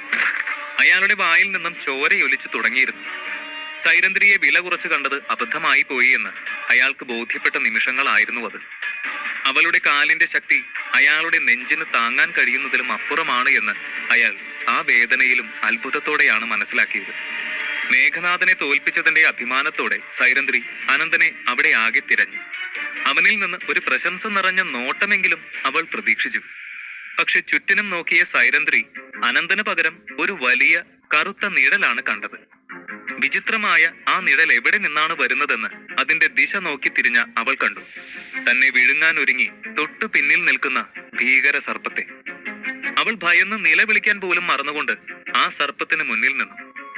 ഓടി രക്ഷപ്പെടണമെന്നോ ആരെയെങ്കിലും സഹായത്തിന് വിളിക്കണമെന്നോ ഒന്നും അവളുടെ മനസ്സിലേക്ക് അപ്പോൾ വന്നില്ല. ദുഷ്ട സർപ്പമേ, നരഭോജിയായ നിനക്ക് ഇത്ര ധൈര്യമോ? തന്റെ പിന്നിൽ നിന്നും ഒരു ശബ്ദം കേട്ട് സൈരന്ധ്രി ഒരു നടുക്കത്തോടെ തിരിഞ്ഞു നോക്കി. ഒറ്റ കുതിപ്പിന് അനന്തൻ ഉയർന്നു ചാടി ആ സർപ്പത്തിന്റെ തലയ്ക്ക് ചവിട്ടി വീഴ്ത്തുന്നതാണ് അവൾ കണ്ടത്. അനന്തൻ നിലത്ത് കാലുറപ്പിച്ചു നിന്നതും ആ സർപ്പം ദേഷ്യത്തോടെ അവനെ വിഴുങ്ങാൻ തയ്യാറെടുത്തു. പക്ഷേ അതിനു മുൻപേ അനന്തൻ കൈവീശി അതിന്റെ പത്തി നോക്കി അടിച്ചു. അടിയുടെ ആഘാതം മാത്രമല്ല, അവന്റെ കയ്യിൽ നിന്നും പ്രവഹിച്ച നീല വെളിച്ചം താങ്ങാനുള്ള ശേഷിയും ആ സർപ്പത്തിനുണ്ടായിരുന്നില്ല. അടികൊണ്ട് വീണ നാഗം കുറേയേറെ നേരം കിടന്ന് പുളഞ്ഞിട്ട് സർവശക്തിയും എടുത്ത് വീണ്ടും ആക്രമിക്കാൻ ഒരുങ്ങി. 2 തലയുള്ള ആ നാഗത്തിന്റെ ഒരു തലയിലേക്ക് ചവിട്ടി നിന്നുകൊണ്ട് മറ്റേ തലയിലേക്ക് അവൻ ആഞ്ഞു പ്രഹരിച്ചു. ഒരു തല നേരത്തെ തന്നെ അനന്തന്റെ അടിയേറ്റ് ചതഞ്ഞ നിലയിലാണ്. അതിനാൽ തന്നെ രണ്ടാമത്തെ തല വളരെയധികം പ്രതികാരദാഹത്തോടെയാണ് അനന്തനുമായി ഏറ്റുമുട്ടുന്നത്. അനന്തന്റെ പ്രഹരമേറ്റ് ആ സർപ്പത്തിന്റെ വിഷപ്പല്ലിൽ ഒരെണ്ണം തെറിച്ചുപോയി. അനന്തൻ അത് നിലത്ത് വീഴുന്നതിന് മുൻപേ ഉയർന്നു ചാടി പിടിച്ചു. പക്ഷേ അത് അധിക നേരം തന്റെ കയ്യിൽ വെക്കുന്നത് സുരക്ഷിതമല്ല എന്ന് മനസ്സിലാക്കി അവൻ അത് ആ സർപ്പത്തിന്റെ 2ാം തലയിലെ കണ്ണിലേക്ക് കുത്തിയിറക്കി. സർപ്പത്തിന്റെ വേദന കൊണ്ട് പുളഞ്ഞുള്ള ശീൽക്കാര ശബ്ദം കേട്ട് അവിടെ നിന്നവരെല്ലാം ഭയന്ന് ചെവി പൊത്തിപ്പിടിച്ചു. അസഹനീയമായ വേദനയോടെയും പ്രതികാരത്തോടെയും ആ സർപ്പം അനന്തന് നേരെ തന്റെ വാല് വീശി അടിച്ചു. അത്രയും ഭീകരമായ പ്രഹരമായിരുന്നു അത്. അനന്തൻ ദൂരേക്ക് തെറിച്ചു വീണു. ഈ കാഴ്ച കണ്ടു നിന്നവരിലെല്ലാം ഭയവും നിരാശയും വിഷമവും ഒരുപോലെ നിറഞ്ഞു. അനന്തന്റെ ശക്തിയെയും സാമർഥ്യത്തെയും കുറിച്ച് ഒന്നും അവർക്ക് ആർക്കും യാതൊരു അറിവുമില്ല എങ്കിൽ പോലും അവനെ അവർ വളരെ വലിയൊരു യോദ്ധാവിന്റെയും തപസ്വിയുടെയും ഒക്കെ സ്ഥാനത്താണ് ഇപ്പോൾ കാണുന്നത്. നേരത്തെ മേഘനാഥനോട് ഉണ്ടായിരുന്നതിനേക്കാൾ മതിപ്പും ബഹുമാനവും സ്നേഹവും അനന്തനോട് അവർക്കിപ്പോൾ ഉണ്ട്. അനന്തനിലാണ് അവർ ഈ അപകടഘട്ടത്തിൽ പ്രതീക്ഷയർപ്പിച്ചിരിക്കുന്നത്. അങ്ങനെയിരിക്കെ അവൻ ഏൽക്കുന്ന ഓരോ പ്രഹരവും അവരെ സ്വാഭാവികമായും തളർത്തും. അനന്തന്റെ തോൽവിയിൽ അവർ ഓരോരുത്തരും കണ്ടത് സ്വന്തം മരണത്തെ തന്നെയായിരുന്നു. ജനങ്ങൾ പരിഭ്രാന്തരായി ആ ഭീകര സർപ്പത്തോട് തൊഴുതു പറഞ്ഞു, അല്ലയോ സർപ്പമേ, ഞങ്ങളെ വെറുതെ വിടാൻ ദയവുണ്ടാകണേ. ഞങ്ങൾ ആരും നിന്നോട് ഒരു ദ്രോഹത്തിനും വരില്ല. ഈ സമയം അജയ് മോഹന്റെ മനസ്സിൽ അനന്തനോട് അനിഷ്ടം തോന്നിത്തുടങ്ങി. ഇയാളാണ് എല്ലാ പ്രശ്നത്തിനും കാരണം. മേഘനാഥനെ കളിയാക്കിയതും അതുപോലെ ഈ സർപ്പത്തെ പ്രകോപിപ്പിച്ചതും എല്ലാം ഇയാളാണ്. ഇവിടം ഇത്രയും പ്രശ്നം നിറഞ്ഞതാണെന്ന് അറിഞ്ഞ സമയം തന്നെ മര്യാദയ്ക്ക് ഒഴിഞ്ഞു മാറാനുള്ളതിന് പകരം പുതിയ പ്രശ്നങ്ങൾ ഉണ്ടാക്കി. ഞാൻ ഇതെല്ലാം നേരത്തെ അറിഞ്ഞിരുന്നെങ്കിൽ ഇന്നലെ രാത്രി തന്നെ സ്ഥലം വിട്ടേനെ. അജയ് പല്ല് ഞെരിച്ചുകൊണ്ട് പറഞ്ഞു. ഇതിപ്പോ അനന്തന്റെ ഒപ്പം ഇവിടേക്ക് വന്നിട്ട് താനും കൂടി പെട്ടതിന്റെ അമർഷമാണ് അവന്. പക്ഷെ അനന്തൻ തന്നെ കൂടെ വരാൻ വിളിച്ചിട്ടില്ല എന്നും താനായിട്ടൊപ്പം കൂടിയതാണ് എന്നും അവൻ സൗകര്യപൂർവ്വം മറന്നു കളഞ്ഞു. അജയ് മോഹന്റെ വെപ്രാളം കണ്ട് മേഘനാഥൻ അട്ടഹസിച്ച് ചിരിച്ചു. നിന്റെ സുഹൃത്തിനെ നീ ആദ്യമേ തന്നെ പറഞ്ഞു തിരുത്തണമായിരുന്നു. അത് ചെയ്യാത്തത് നിന്റെ തെറ്റ്. അതിന്റെ ഫലമായി നിങ്ങൾ എല്ലാവരും ഈ ദിവ്യ സർപ്പത്തിന്റെ ഭക്ഷണമാവാൻ പോവുകയാണ്. ഈ ധിക്കാരിയാവും ആദ്യ ഇര. അയാൾ അനന്തനെ ചൂണ്ടി പറഞ്ഞു. ഇത് കേട്ട് അനന്തന് കോപം ജ്വലിച്ചു. തന്നെ വിഴുങ്ങാൻ അടുക്കുന്ന സർപ്പത്തെ ചുഴറ്റി എറിഞ്ഞുകൊണ്ട് വീണ് കിടന്ന അനന്തൻ ചാടി എഴുന്നേറ്റു. എന്താ പറഞ്ഞത്?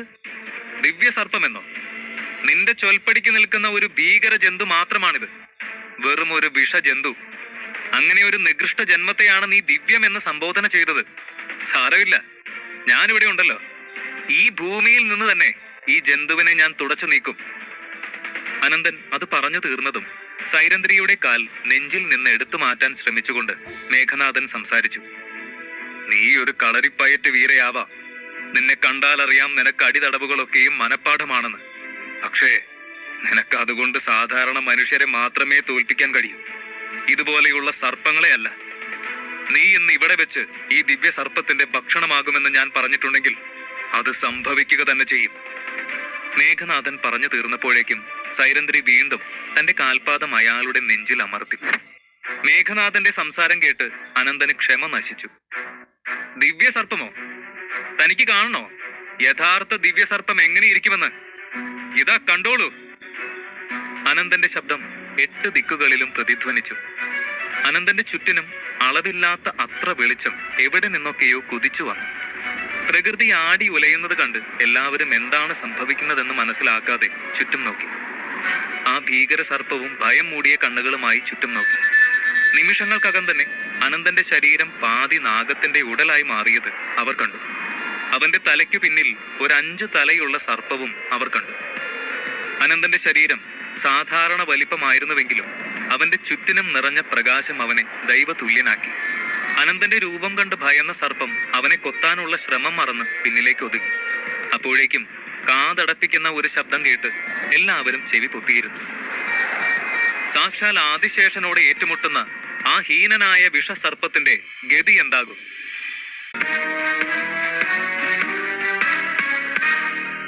അധ്യായം 101. ഭീകര സർപ്പത്തോട് ഏറ്റുമുട്ടുന്നതിനിടെ പ്രകോപിതനായ അനന്തൻ ഒടുവിൽ തന്റെ ആദിശേഷ രൂപം സ്വീകരിക്കുന്നു.